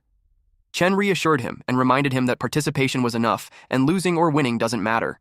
And if it was dangerous, he'll just forfeit. Since the rest areas for level 3 and level 4 were in separate areas, they had to split up. Jiaru told him that if they finish early, they will come cheer for him. Xiaoxia wished him luck. He waved goodbye. The time for him has come. He decided to go get ready. At the VIP stands, the principal expressed that it was his first time in the VIP area. Mr. Zhang replied that it made sense since their school only ever joined level 2 tournaments before, so they never got that treatment. A person arrived and happily greeted him. It was old Wang. They shook hands. Wang Mingyuan, the principal of Yunxiang, congratulated Hu Wei, the principal of Leitian. Mingyuan expressed that he didn't expect Wei to bring level 3 and level 4 students in such a short time. He replied that it's all thanks to his students' hard work. He just did his best to meet their needs. He also thanked him for notifying him about the changes. Mingyuan expressed that the new rules that the central authority had planned are planning to increase subsidies for winning schools, and to get those subsidies, competition would definitely be fierce. Someone arrived. He commented that it was no wonder it was noisy because the country bumpkins were there for the first time. Wei got offended, but Mingyuan told him to calm down. He informed him that the men were the principals that have won in the past tournaments, so it's better not to clash with them. Wei replied that it was in the past, and the tournament hasn't started yet, and no one knows who will win this time. The principal of Shuogang Academy, which was the champion last year, was Li Tuo. He replied that, as expected, the more useless the dog, the louder it barks. He told them to enjoy their time, and if they don't remember the scene well, it would be too bad because they won't get another chance. We scoffed in response. Mr. Zhang whispered to him that it was their first time at such a high-level tournament, and he's worried if the kids would be okay. Wei asked him what he thought of the students. Mr. Zhang replied that they were amazing, especially Chen. Since his talents weren't worse than those drugged-up prodigies from elite schools. Wei agreed, and replied that the only thing they needed to do was to believe in them. A black-haired woman with eyeglasses was on the stands holding a card saying, Lei Tenwo. It was her first time in a place like that, so she was nervous. It made her wonder if Chen was okay. When she first heard Chen was competing, she couldn't believe it. A week ago. Ever since Chen transferred to the special class, she hasn't seen him for a long time. She doesn't know how he's been. But now he's the school's superstar.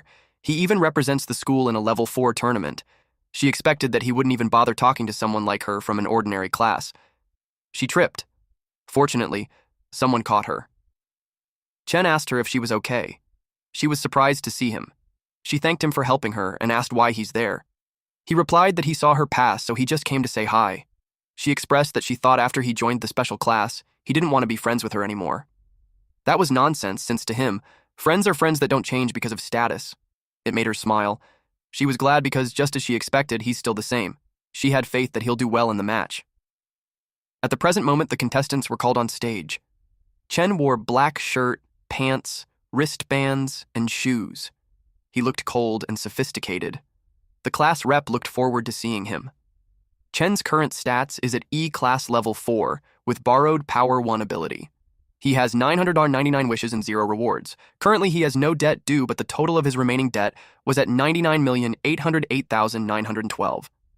The host greeted the honored guests, beloved teachers, and dear students. There were 2 hosts. The male host welcomed everyone to the Outer District Regional Exchange Tournament. The competition was going to be hosted by him and his partner, Lillian. The crowd went wild because Lillian was a popular idol. They didn't expect her to host the tournament. Also, she's still cute even without her idol outfit. She announced to everyone that she showed up not as an idol, but as a hardworking Lillian, and the true stars were the contestants. Then they explained the rules of the competition. There were 12 academies participating, and each sent 4 representatives. There were 16 Level 4 contestants and 32 Level 3 contestants. However, the arena is only for the Level 4 contestants. So, if there's anyone who wants to watch Level 3 matches, they should go to the other hall. The scores of both Level 3 and Level 4 would be converted into points, and the final ranking would be based on points. The promotion rules were simple. Each match was one-on-one, the winner advanced to the next round. Winners would face other winners until a champion was decided. And to ensure everyone goes all out, the unlimited match time rule has been changed. Now, each match is limited to half an hour, ending when one side loses the ability to fight or admits defeat. They hoped all contestants would show their true strength. Although that year's rules were more intense than before, they had nothing to worry about. Lillian revealed a special person. It was Bai Yue, an S-Rank oracle. Most of the audience only saw him on TV, so they couldn't believe they're seeing him in person. Yue lifted one finger, and the ground shook. It demonstrated how impressive he was. The ground was elevated. It was the special arena that he prepared. It also has barriers set by him, so the spectators don't need to worry about being harmed by shockwaves. And after each match, the master would repair the stage. Contestants could go all out and fight without holding back. Lastly, the gemstones they held must be worn during the matches. It wasn't just proof of participation, but it also protects them at a critical moment.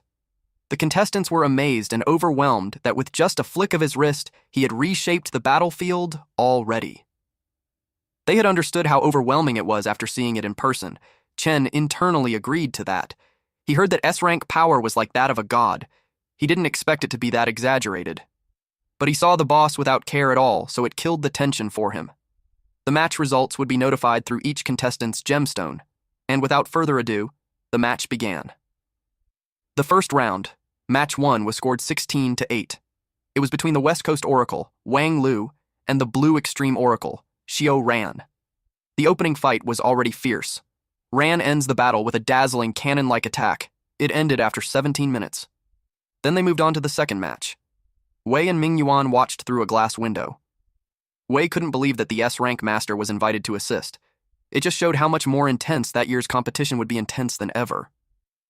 Ming Yuan replied that the gap between Level 4 and Level 3 was huge, and Level 4s can fully unleash their battle techniques. Plus, the academies were rich, so they could easily afford C-Rank techniques.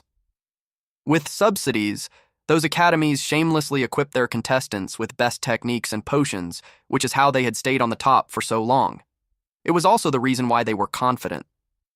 Some men tried to win Principal Tuo's favor while he's drinking his coffee and watching the match. Ming Yuan claimed that this time it would be different. The host announced the fight match, which was between Yunhu Oracle Lan Qin and West Coast Oracle Liza. It was another exciting duel that they anticipated. Qin dodges with ghostly footwork, avoiding the fierce attacks as if toying with her opponent. But dodging alone won't hurt the opponent, so they were curious how she would claim her victory. She announced that the warm-up was over. She restricted her opponent's limbs. They were surprised to learn that she mastered an ability-type technique. Her opponent panicked when he couldn't break free. They determined that from his reaction, the ability was dangerous. Using a technique to bind the opponent and then finish him off was her flawless strategy. The match ended in just 5 minutes. It thrilled the crowd to see magic. They knew that controlling the enemy and beating him up at will was unbeatable. She stood a chance at the championship. Hu Wei was also surprised. Ability type was a rare power usually by awakened D-rank oracles or higher. Mingyun knew exactly that. He revealed that Qin was one of the rare few who awakened early. Her talent was 1 in a million. Wu Yu, the Chongshan principal and last year's runner-up, commented that it wasn't such a big deal.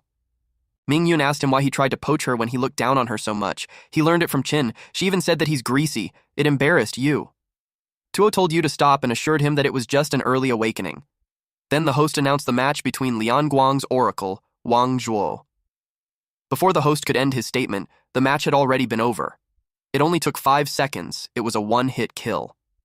As the opponent was about to attack, Zhuo had ended him.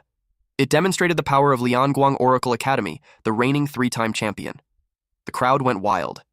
It was indeed insane. They already anticipated that the championship would be claimed by them again. Zhuo was certain of the outcome of the matches for that year.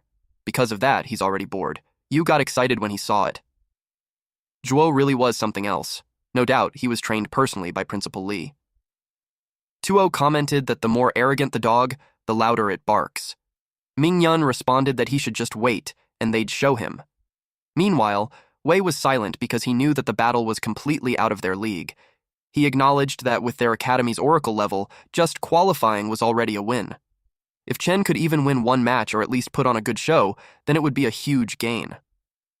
In the 7th match, the Shaiman Oracle's contestant came out victorious after 20 minutes. After that, they had a short break before the last match of the 3rd round began. Cho didn't expect to be in the final match. It made him intrigued on what kind of opponent he'd face. The boss didn't care about those details. It suggested that he borrows the power and finishes it quickly. Chen explained that students at that stage usually only reach level 4, so borrowing up to level 5 would be too eye-catching. If he's investigated, it would be a problem. Someone was in the hallway and told him that he had bad luck for reaching the final match.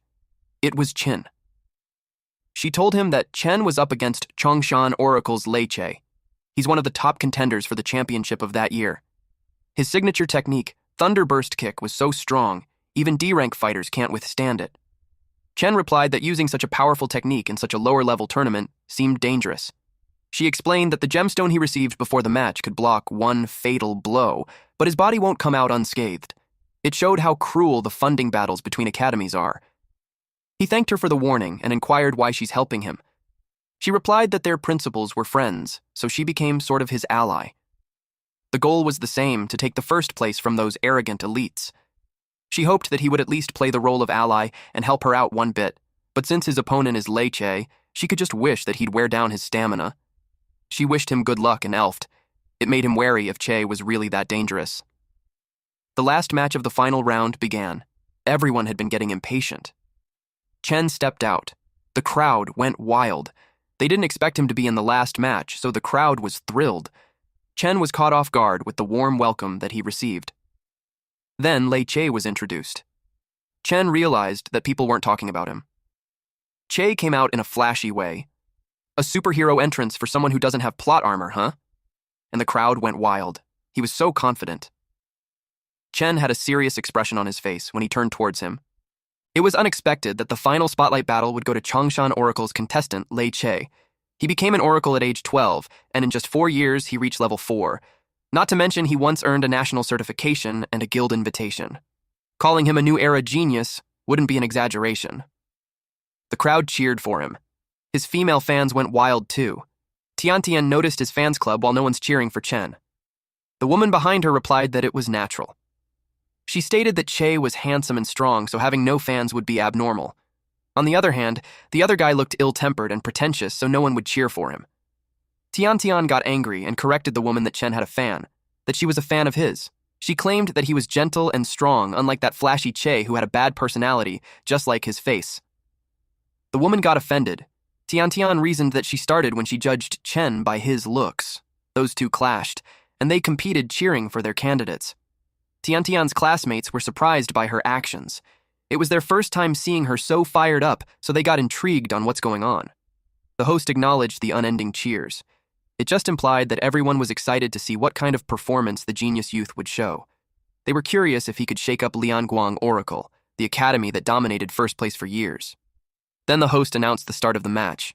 Lillian stopped him because he forgot to introduce the other contestant. He realized his mistake and admitted that he got caught up with the crowd's excitement and forgot.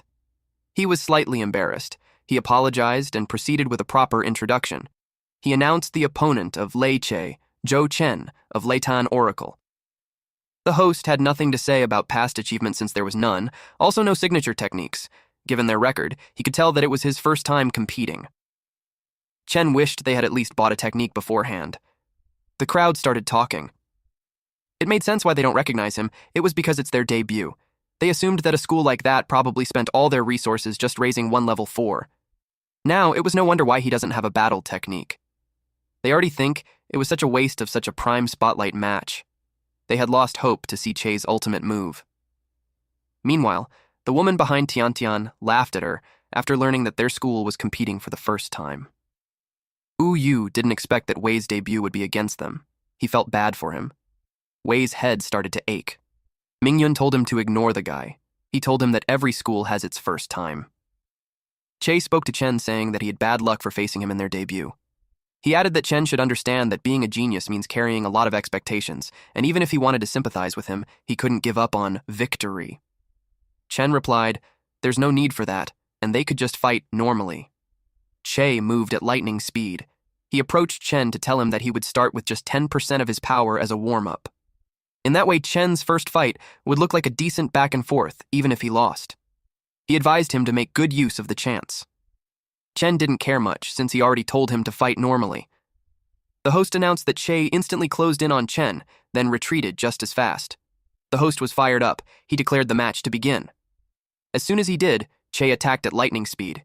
This guy appeared in front of our MC faster than the blink of an eye. But Chen saw the incoming punch, and the following attacks. He didn't take a step away from his spot. Our boy's opponent was definitely toying with him. It surprised the hosts. They wondered if it was some kind of special technique.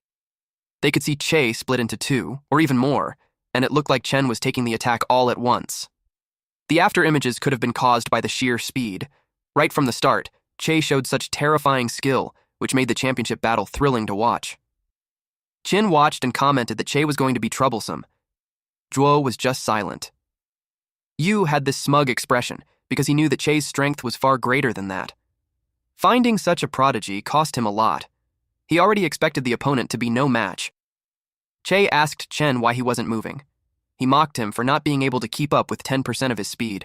He added that it made sense because only Zhuo was worthy to be his opponent. He concluded that Chen had reached the end. In his last attack, it was time to say goodbye. Chen asked him if he wouldn't dodge anymore. Che was caught off guard and got punched in the face. Chen didn't even take a step from his position. The host's jaws dropped because of the shock. Qin and Zhuo were surprised too. Even Tiantian and the woman behind her, Che even lost a tooth from the punch. They couldn't believe that in an instant, Chen threw a punch and easily nullified Che's attack. With Che's speed, dodging should have been easy. They wondered if it was carelessness, or he simply failed to evade. The crowd got mad at Chen for hitting Che on the face. They claimed that he cheated. But to Chen, Che wasn't attacking, so he decided to attack first. It made him wonder if there's a hidden match rule there. Mingyun, excitedly, claimed that it was a solid move. He commented that Wei's student was hiding some serious skill. Yu yelled that it was impossible because at level 4, no one was faster than Che, and a small school like that would never train someone like that.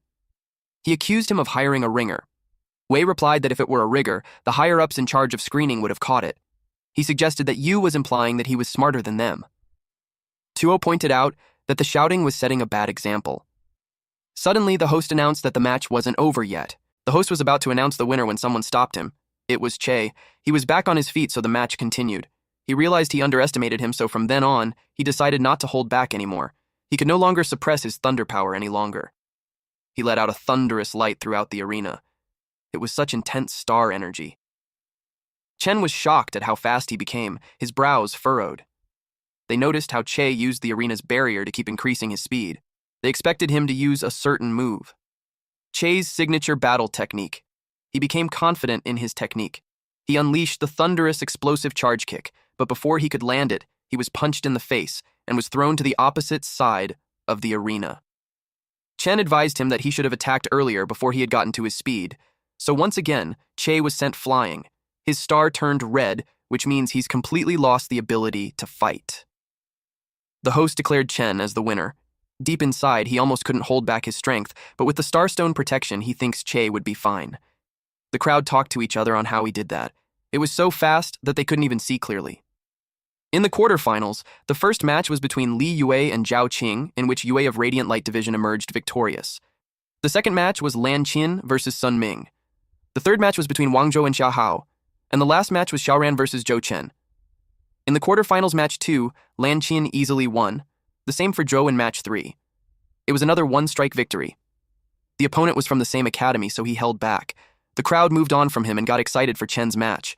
Zhou heard them and glared at them with killing intent. They got spooked. In quarterfinal match 4, it was Zhou Chen versus Xiaoran. Xiaoran's explosive fist lives up to its name. The angles were vicious and hard to block. But Chen was dodging as if he predicted his opponent's moves. The speed was so fast that no one could even follow. In one strike, he won. Some men in black suits watch him through the screen. They noticed how he hasn't even used a battle technique. He's only using star energy to strengthen his body and strike his opponents. His start energy control was good, that there's no need for real techniques. They speculated him to be above level 4, and he just had to lower his rank to compete. Or that maybe he used some kind of illegal drug to boost his power. Either way, it breaks the rules of the tournament, so they had someone to check it out. The host announced that the next fight is the first semi-final between Leighton Division's Zhou Chen versus Shining Light Division Lie Yue. But he noticed some men approached Chen. The crowd had asked what was going on. Chen was asked to put on a device and then release a burst of star energy pressure once he got it on. The crowd speculated that those men were from Mid-City District Special Inspectors. They knew that inspectors were specifically there to verify the levels. Because of that, they started to think that Chen must not have been a level 4. They started to speculate that he must have been a substitute fighter. Chen started to wonder if he overdo it after all. He took a mental note not to stand out too much in the future. The men checked their screen. Verification was complete, and there was no discrepancy in level and no sign of drugs in the contestant's body. The host announced that the inspector had just confirmed that Chen was really an E-rank level 4. After that, the tournament continued. The announcement was followed by a deafening silence. The crowd were surprised that he was just really level 4 after demonstrating his skills. The semi-final match between Yue and Chen started. Yue was scared of how strong he was. And in one strike, Chen had won again. It was unbelievable. He secured victory again and advanced to the finals. Mingyun told Wei that his student was really special. Wei pretended that he knew that before. Some men approached Principal Hu as they didn't expect that the Leighton would produce such promising students for that year. The man flattered him by saying that he always heard that the principal was extremely dedicated to his work. Now, seeing how excellent his student was, his reputation was well-deserved. The man added that they should all learn from him. Yu and Tuo scowled at them. Wei didn't expect that Chen would make it to the finals on his very first tournament. He could confidently say that he didn't let him down. The semi-final match 2 between Zhuo and Qin started. Qin bore in her mind that she absolutely cannot lose the Academy's honor. She noticed him. Zhuo was exuding with killing intent. And the host announced that they should begin. 2 girls cheered for their seniors. Zhuo noticed them. Qin thought it was her chance since he got distracted. She attacked him and hit his chest with the combat skill called Flowing Cloud Hand. But Zhou didn't budge. Instead, he glared at her. She got terrified when she realized her attack was completely useless. He saw that she had magic ability. He grabbed her arm, then she tried to elbow him. Then he told her that the magic ability was ridiculous. It angered her. She wrapped him using her ability. And then she puts distance between them. She thought it was a good hit. But to her surprise, he appeared behind her and told her that it was such a petty trick. She didn't know when he had done that. Then he punched her using his battle skill, boiling blood. She was blasted away. Both sides were strong. The semifinals were really on another level. The arena has been shattered, and yet Zhuo wasn't hurt at all. The girls in the audience felt worried for their seniors because it made them on the verge of tears. Mingyun was worried for Qin too. She was bruised all over. Her talisman fell. She forced herself to continue fighting, back then, on a rainy day in school. She saw some girls gathered in an area when training time had already started. One of her juniors cried because when the academy subsidy was gone, she would have to go back to work. She wanted to keep studying to become a recruiter. She promised them that they would win the championship, then the Ministry of Education won't cancel their subsidy and everyone can keep studying. The girl became hopeful. Then she remembered something. She gave her a charm to express their support for her. She was touched. In the present moment, she wanted to uphold the deal. She desperately tried to reach her charm, but Zhuo just stepped on it while saying that she'd been fighting desperately just for that. He kicked her while telling her that she's boring. With her state, her supporters can no longer cheer her on. The system detected that her start stone had turned red, meaning she lost the ability to fight. Zhuo was declared the victor, but even after that, he wanted to kick her with condensed energy on his foot. The host yelled at him to stop since the match was already over. He quickly yelled for someone to restrain him. The crowd was terrified of what he's trying to do. Mingyun yelled at him to stop at once. Someone yelled at Yue to intervene, otherwise someone would die, but he replied that there was no need. He watched the arena, and the ground shattered. Chen had saved Qin. He asked if it was their academy's fighting style to bully someone who can't fight back. Zhuo turned to see who it was. He found Chen. The host was relieved that Chen saved Qin at the critical moment. Mingyun rushed down to Qin, feeling relieved. The crowd yelled that Zhuo was too much. They cheered for Chen to teach him a lesson in the finals. Zhuo claimed that whoever that was doesn't matter because one more or one less doesn't make any difference. At this point, Chen was already angry. Since both contestants agreed to go directly to the finals, the host requested the staff to repair the arena to be able to proceed smoothly. Zhaoxia, Jiaru, and Wenhao arrived and sat beside Tiantian. Jiaru asked Tiantian what the situation was. She told him that he made it to the finals, but she's worried since his opponent wasn't easy to deal with. Mingyun was frustrated that Tuo allowed some lunatics like that to complete. He advised Wei to keep his eye on this one. They told Chen to be careful. Chen replied that they shouldn't worry. Zhuo asked Chen if he really thinks he had a chance given his background and resources. He claimed that from the start, the battle was already decided. Chen cuts him off by saying that he talked so much crap, so he asked if they're still going to fight or not. Zhuo glared at him, and once everything was ready, the host announced the match to begin. Immediately, Zhuo went to punch him. Chen just stood there. Zhuo expressed that he thought he would be more impressive. Chen replied that it should be his line. Zhuo was caught off guard. He taunted him by asking if that was all the reigning champion had. Then he counterattacked. Zhuo fought back using his boiling blood battle technique, and their fists met each other at an insane speed. The host announced that he had worked in the field for over 10 years, and he had never seen such a spectacle in a level 4 match. It was hard to imagine that it was Lei Tian's first competition. Chen was so strong. Even Wenhao and Jiaru couldn't believe it. Chen had sparred with them before, but they realized that he must have been holding back all along. They were only one level apart from him, but the gap in power was huge. Chen kept punching. His fist landed on Zhuo's jaw. Wei was shocked. Mr. Zhang knew Chen had a solid foundation, but he didn't expect that he could really fight someone with top-tier resources to that extent. Zhuo couldn't believe that he was injured. It took him a while to register that he actually got hurt by that kind of guy. It angered him, which led him to use boiling blood max level. The boss noticed that he forced the star energy in his body to erupt and boost strength. It got interested in the power known as the battle techniques. He moved incredibly fast. Chen noticed the increase in his speed, but it was useless against his perception. Perception is a focused mind that greatly enhances sensory ability. The staff beside Yue was surprised that Zhuo's star energy intensity had rapidly increased. They suggested a level check on Zhuo. Yue replied that Zhuo had used that battle technique in the past too. Using that technique temporarily strengthens body parts to gain power beyond one's level, and that time he just applied it to his whole body, so it doesn't count as a violation. The staff realized that he was too hasty. Yue noticed that the other contestant seems to have not used his full strength since the beginning. It made him curious on what his limit was.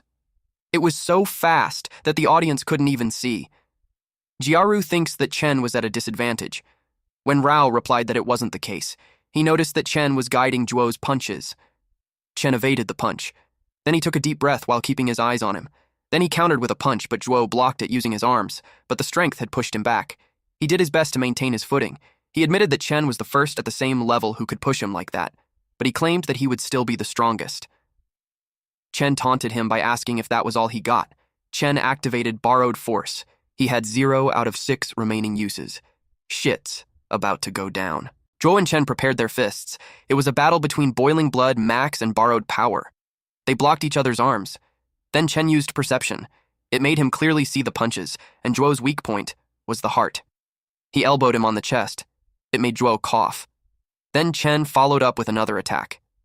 Zhuo couldn't believe that Chen's strength and speed was increasing. He refused to go down. He exudes his star energy as he yells that he's the strongest. But Chen was ready to end the fight. Zhuo punched him while screaming at him to die. Their fists clashed at the center, resulting to a powerful explosion. Because of the smoke and bright light, no one could see inside the arena. Wei wondered how it went. The smoke slowly subsided. Eventually they saw Zhuo still standing, but this fucker then fell to his knees and had lost the ability to fight, and the one standing until the end was Chen. The host congratulated Chen for winning the Level 4 Group Championship. Ladian's points have also achieved a historic comeback. They had secured the championship with 200 points. It was the first time since the start of the Outer Exchange Tournament that a regional academy had taken the overall championship. Following Leitian was Liang Guangyu with 160 points, Yun Huyu with 135 points, and on the fourth was Chong Guangyu with 110 points. Everyone from Leitian celebrated. They had faith that Chen would pull it off. Mr. Zhang screamed that Chen really made them proud. Even Wei praised him for a job well done. Now, they don't have to beg for subsidies. Mr. Zhang couldn't believe him for highlighting that. The other men noticed Wei was still there, so they hurriedly went down to congratulate him, while Tup was holding back his anger. Yu couldn't decide where to go. Eventually, he went with them. Since the match was over, Yue decided to head back. He left the rest of the work to the stuff. His interest was caught by Chen. Then he noticed a middle-aged man and a high school girl on the side. He recognized him and thought that he came there for Chen, too. The girl was Lin En. The man beside him didn't expect that the outer district would be able to produce such talent. It was no wonder that En came to watch. He asked her if she had heard of him before. He wondered if she could bring him to the guild. She replied that they were neighbors when they were kids, but after she moved, they never met again. She bumped into him by chance in the Blackwater district last time, and he didn't recognize her, but she could try his best to pull him into the guild. The Lentian Academy had received the trophy. Wei gave a speech about how they had proved with strength that even small places can raise a golden phoenix. The reporters told Chen to look at the camera. He was more tired of this than the match itself. The next day, in the principal's office, he made it to the headlines. Wei sincerely thanked him. He gave him the crystal as promised. He was glad to give it to him, especially if it would help him. The boss celebrated receiving that. Wei expected that the specialized institutes of the inner district would soon be reaching out to him. He told him that once he got in, he shouldn't forget Leidian. Chen assured him that he won't forget. When he left the principal's office, he noticed someone outside. It was his friends. He was surprised to see those three when it was school break. They came to find him. Jaru comfortably placed his arm around Chen's shoulder while expressing that he didn't expect so soon that after the match ended, schools already sent out admission notices. And they turned out to be from the 5 great academies. They had been all admitted to the 5 academies. Chen congratulated him. He believes that with his skills, it would be strange if they didn't want him. Jiaru replied that it was all thanks to him. And as his underlings, he claimed that their goals won't be so short-sighted. He imagined that one day they would be great partners. Chen asked what he meant. Xiaoxia translated for him that it meant that Jiaru would be counting on him. Even though courses weren't shared between academies, they could still hang out during free time. She promised to come find him to hang out. Chen was happy with that. He replied that being alone was boring. He looked forward to sparring with them in the future, too. Someone arrived and approached him. It was Tiantian. She asked if she could join them, too. She was determined to become stronger, too. Tiantian entered the room and was impressed. Her eyes sparkled. She asked if she's really allowed to train there.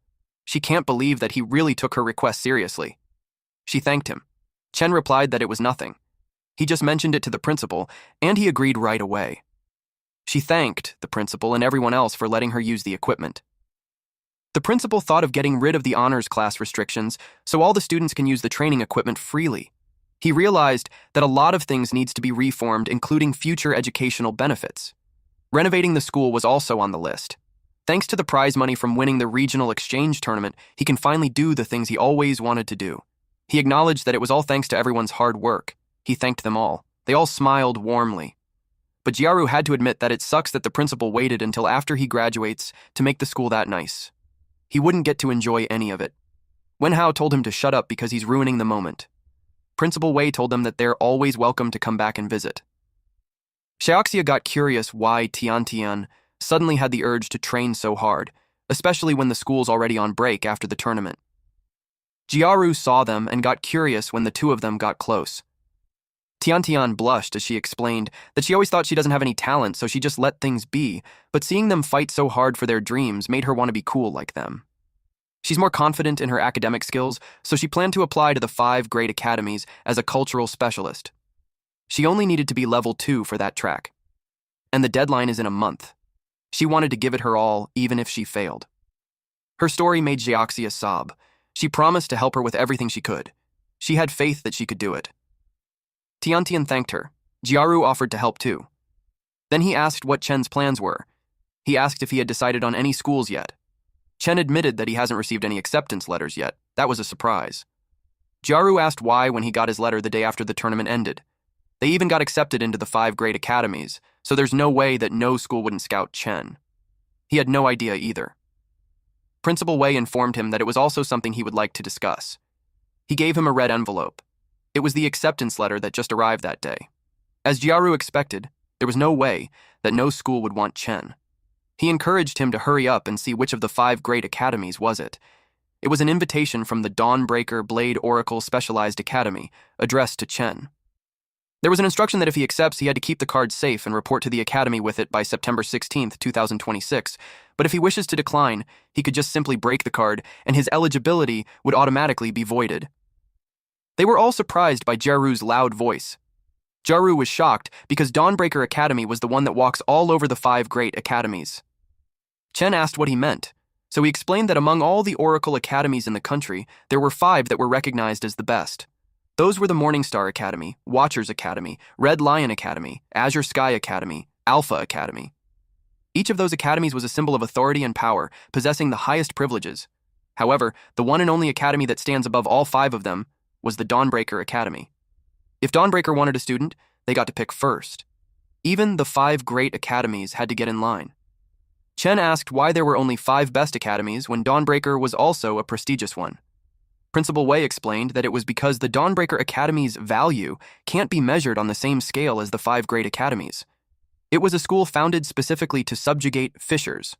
According to a central government confidentiality agreement, the existence of fishers wasn't supposed to be disclosed in outer sectors. But they all earned access to the inner sector, so a brief mention should be fine. Tiantian doesn't have access to the inner sector yet, so she asked if she should step out for a minute. Principal Wei told her that there's no need as long as she won't repeat what she hears. A fisher was a vast world filled with creatures whose strength was comparable to oracles. Because the fishers are two-way, creatures can also come out from them.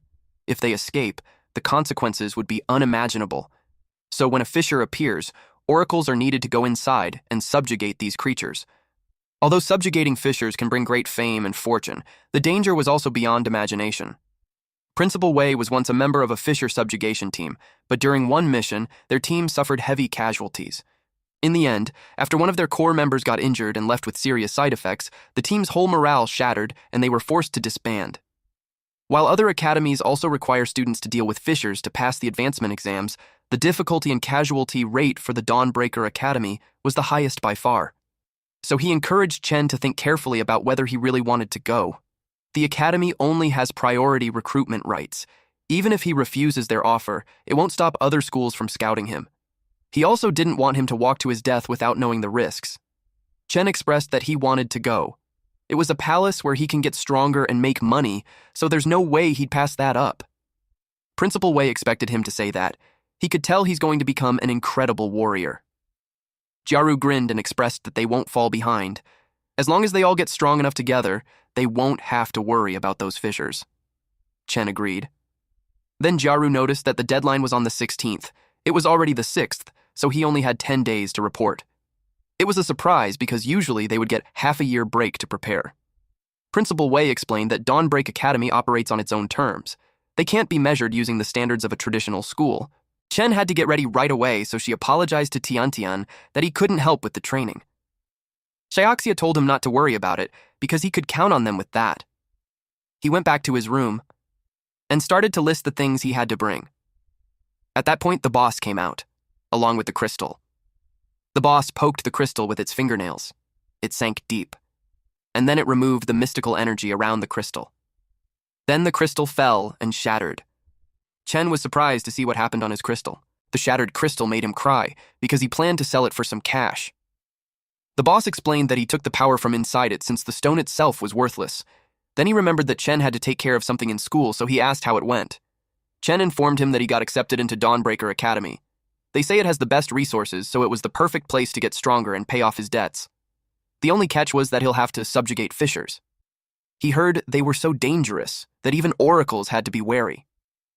The boss told him there's nothing to be afraid of in the fissures, since oracles and fissures were essentially the same thing. It was because the star energy that makes them oracles came from fissures. To Chen, that sounded terrifying, so he asked if he had any rewards that could help him stay alive. He also pointed out that one of the wishes had been completed. It seemed like he thought of the boss like a genie, where he just held out his hand and expected things. Though some of the boss's wishes were in the fissures, so he decided to help him out. He recovered a bit of his power through the crystal, so he had enough to give him the reward. He warned the kid to brace himself. The fragment of creative authority connected with the authority holder.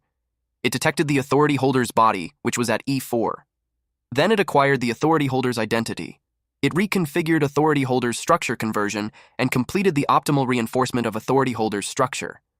It detected residual star energy, which it automatically converted to levels. The level conversion was successful, so he leveled up to rank E, level 6.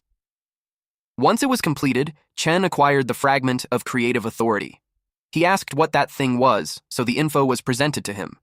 It was one of the power fragments of the demon god of creation, Sathoth, which grants the holder the ability to create power. He asked who that demon of God was and what it had done to his body. The boss explained that Sathoth was his old friend, and the creative authority was a gift from her. It can tap into the authority holder's potential and create powers best suited for them. It can even change their race or physical body. The rewards he gave him before weren't necessarily a good fit for him, so he decided to give him a piece of the creative authority. So from then on, Chen could create his own powers. Chen argued that if it was just to level up, he didn't have to give him something so complicated. The boss called him a fool for thinking levels are everything. For oracles, levels only affect their basic physical stats, but if their potential was mediocre, they won't get that strong no matter how high their level was. So, he gave the creative authority because he was afraid that Chen would awaken some garbage potential. If he's too weak, then he'd be useless. Chen remembered one contestant, Qin, who awakened her Esper-type potential early. He realized that her special ability was the power of her potential, and compared to that, combat skills seemed common and ordinary. He knew that if he's going to be subjugating fissures, potential was definitely more important. Otherwise, he'd struggle against even a single monster. The power of creative authority was usually related to the authority holder's own perception. The boss knew he'd understand it if he tried. Chen couldn't feel his body absorbing star energy anymore. It looked like the fragment really did modify his body. Even the old parchment-style system window had changed to look like a video game from before he was transported there. It looks way more familiar that he instantly knew how to use it. It showed his name and his bloodline of being a human oracle. His potential was locked. His level was at E6 with 30 constitution and 0 strength, agility, spirit, and divine sense. Perception was unlocked, and he had 994 remaining evil god wishes. Since it had a status bar, it made him wonder if it had a shop and other functions too. He was informed that the exchange shop was locked until he reached D rank level 7. It was the same for other functions like rank up and management. He had no choice but to level up first. Even if he wanted to level up, he couldn't because he doesn't have any soul. Soul is a mysterious substance extracted from fissure creatures that can be converted into power. The boss saw his reaction, so he asked why. He informed him that he's missing the key item for leveling up. It seems that he had to go to a fissure to get it, but the dilemma was that he couldn't level up by absorbing star energy anymore. At his current strength, if he goes in, he'll probably be carried out. The boss sighed and complained that he's always in so much trouble, and he was stuck with him. So, since another wish had been completed, he decided to give him one last thing. He acquired the Kadra's demonic armor. The energy wrapped around his body. It was a unique armament, a fragment of Kadra's demonic armor. It is one of the armor fragments containing the power of the heroic spirit king, Kadra. It has the property of being soulbound, requiring no physical wear. It has an exclusive skill called demonic armor manifestation. It summons demonic armor onto the body to block attacks. It increases strength while manifested. Chen was pleased with it. Not only does it defend against attacks, but it also increases his strength. It only covers a small area, but with stats like that, he had nothing to complain about. The boss was sad that the rewards used up all the power he just saved up. He just considered it as an advance investment. He told Chen to work hard to pay him back. Chen was motivated to work his ass off. The next day, there was a taxi parked outside, so someone asked Chen if he's leaving that day. It was Principal Wei along with his friends. He replied, yes. It was only a one-day trip to the mid-level city, but he wanted to get to the academy and start training as soon as possible. Principal Wei knew that once he entered the mid-city, he won't be back for a while. He told him to contact him if he needs help with anything. That reminded him of the favor he wanted to ask. He requested him to occasionally check on his mother at the hospital, and if he saw his sister, he wanted him to give the letter to her. Principal Wei knew it was important, so he asked why he wouldn't give it to her himself. He replied that they were on bad terms, so it was not a good time for him to see her. The principal understood and kept the letter. He promised to look after his family so he could focus on his studies. Jiaru promised to find him in half a year, and by then, he expected Chen to show them the ropes. Xiaoxia told him to keep in touch. He said goodbye to them. He arrived at the airport. The staff asked him if he was there to process a visa and flight to the mid-level city. She asked him for the reason for his travel. He replied that it was for school enrollment. Deep inside, the staff was confused because it was still vacation time. She requested him for proof of his enrollment. He asked if the card would suffice. She was surprised to see the ID card for the Dawnbreak Academy. She had been working in the outer sector for a long time, and it was the first time she had ever seen one. She couldn't believe that the kid who looked so ordinary was a student accepted into a Dawnbreak Academy. She was staring at him. So he panicked that the card wasn't enough and told her that he had the invitation letter too. She apologized and clarified that it was more than enough. She guided him to go left and follow the flight attendant's instructions once he's on board. He asked if he wouldn't need a ticket. She explained that with his status, travel to mid-level city was free of charge. He only needs to purchase a ticket when returning from there. The plane took off. He couldn't believe he was seated in first class. He assumed it was another perk of being admitted to Dawnbreaker Academy. As he thought of that academy, he sincerely hoped that it wouldn't disappoint. The pilot announced that the flight will arrive at the mid-level city at approximately 10 a.m. the next day, at Dawnbreaker Academy. Chen arrived at the entrance. From there, he could tell it was so grand and quiet. It doesn't feel like a school at all. He approached the receptionist to ask where he should register. The staff asked for his card. The staff saw his name and warmly greeted him. They had been waiting for him to come. He ushered him to the school. Chen was confused why they would wait for him when he doesn't know anyone there. The staff clarified that someone else was looking for him. They arrived in front of a stone. He was instructed to stand in the middle and touch the stone monument with his black card. Chen couldn't believe there was such a place on campus. He asked if it was some kind of hidden passage. The staff told him that he would soon find out. He could feel dizzy, but was told to bear with it. As soon as he tapped the card, he was teleported. He was astonished that the place earlier wasn't even the actual school. The staff informed him that Dawnbreaker Academy was located far away, so they had to use those teleportation stones. Since he just got there, he would have a lot of time to explore later, and the person who was waiting for him was already there. A few minutes later, they arrived at the place. The staff brought him to Lin En. She was having her tea while two students stood by her side. She asked him if he remembers her. He replied yes, and he had been wanting to find a chance to thank her. He just never expected that she would be his senior. The violet-haired, standing beside En, thanked the staff for his hard work and informed him that she had already transferred the money. He left them to chat. Chen approached her and asked if there's any specific reason she asked for him. The man standing beside En stopped him. He told him that he's a pleb from the outer sector and had no permission to get close to En. En warned this guy, Kui Ming-cheng, to watch his mouth, especially when Chen was his guest. Then she invited Chen to sit down so they could talk. He replied to just outright tell him what she wanted to say. She sighed and was forced to make it quick. She expressed that her guild was short on members, so she wanted him to join. And for the price, she offered 30 million.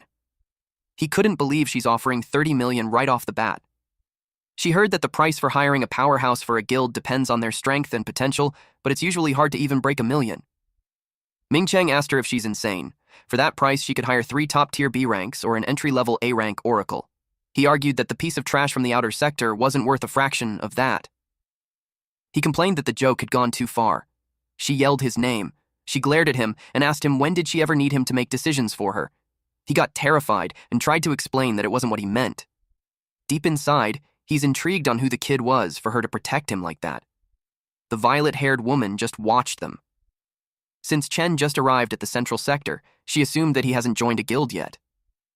It was the highest amount she could offer, so she hoped he would receive her sincerity. Naturally, Chen was tempted since it was beyond his wildest dreams. But at the moment, he was just an E-rank newbie, so he couldn't understand why she would do that. They were interrupted by an announcement. All students who just arrived were called to gather in the assembly hall within the hour. It meant that the last new student had arrived. She told him he could leave his luggage there and just pick it up later. She also acknowledged that the guild invitation was sudden, so it's normal for him to be hesitant. She encouraged him to think it over, and after the new student orientation, there would be a senior freshman pairing session. When the time comes, she wants him to choose her as his mentor. She wants him to see it as a repayment for saving him. She added that having someone to help him adapt to the new environment wasn't a bad thing for him either. He replied that he would think about it. She was pleased with that. Then she requested Shi to take him to the assembly hall. At the assembly hall, a male student with blonde shoulder-length hair couldn't believe that he was the last to arrive. He reasoned that it's natural for main characters to make a special entrance. He was glad that all his hard work to get into the school wasn't for nothing. He heard the young lady of the Lin family was there as well. He expected that a naive little girl like that should be easy to control. He planned to get her on his side to make their business grow. Then he saw a pathetic-looking slob. It was Chen. He immediately judged that the freshman wouldn't be that great, which was perfect for him, because it meant less competition. He decided to sit right next to him and expected their contrast to be brutal. The teacher saw that everyone was there. This professor was Zhang Hui, and he'll be their instructor for the year.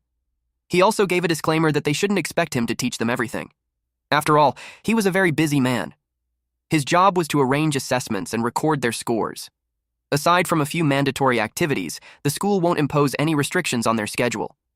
He warned them that since they were all chosen by Dawnbreaker, they must have been considered geniuses in the past.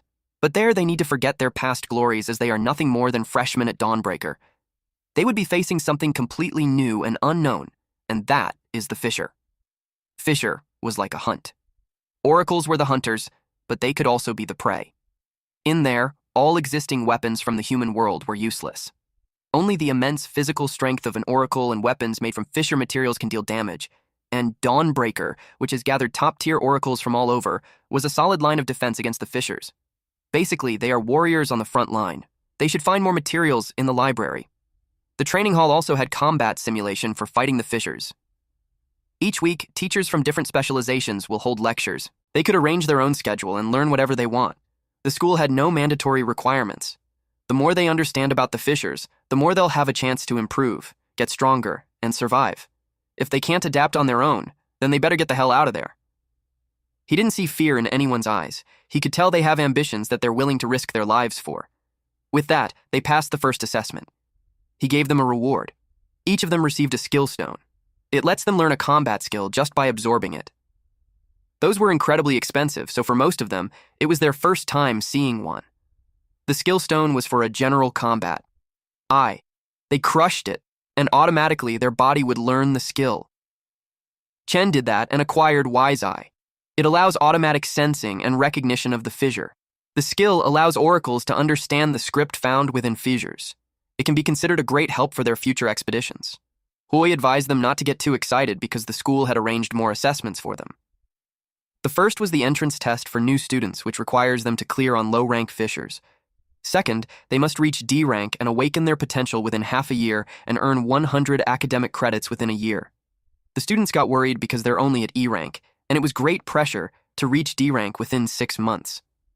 Although there was no required order, Hui still suggested that they awaken their potential before entering a fissure. For the blonde guy, reaching D rank shouldn't be a problem because he's already at E5. He assumed that no one in their batch would have a higher level than him. While Chen, who was at E6, couldn't level up using supplements, so he had to find a way into a fissure. Hui told them to settle down. While reaching D rank in 6 months was difficult, the supplements provided by the school were sold at a price far below the market rate, so they didn't need to worry about resources. As for the most important issue of academic credits, the school would also arrange for mentors to help them. He called them in. One of them was a silver-haired woman. Everyone's jaw dropped. Hui introduced the seniors, and they will serve as their invaluable mentors during their freshman assessment. I informed them that each freshman can choose a senior to be their mentor.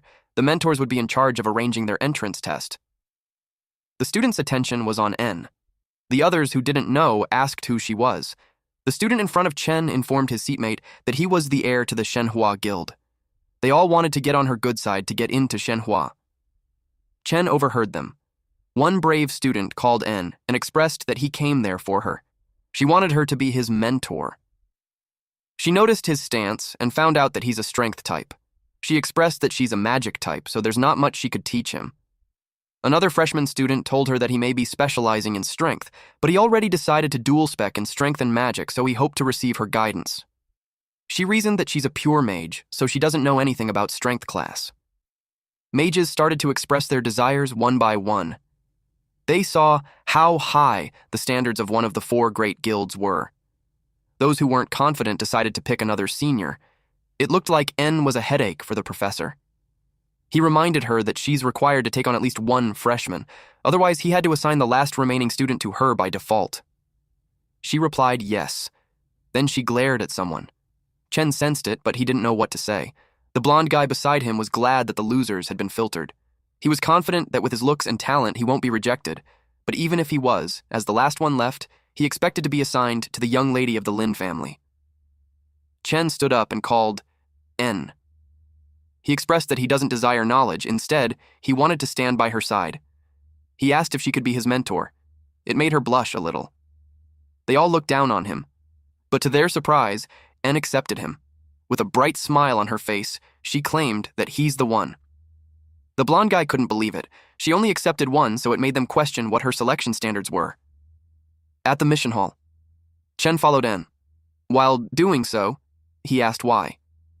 When she was the heir to the Shenhua Guild, one of the 4 great guilds in a guild of that size shouldn't be short on high-level oracles, so he couldn't understand why she would offer such a high price to recruit a newbie like him.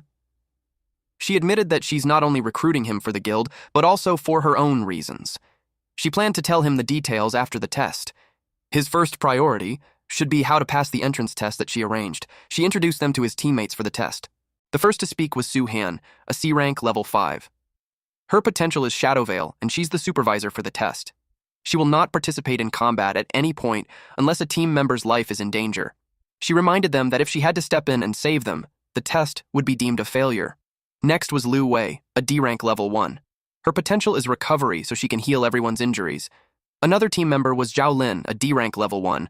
Her potential is wind-fused, and she'll be providing long-range support. The only guy aside from Chen was Li Rui, a D rank level 3, and his potential was armament enhancement. He's also the leader of the team. He warned them that if they wanted to pass, they should listen to his commands.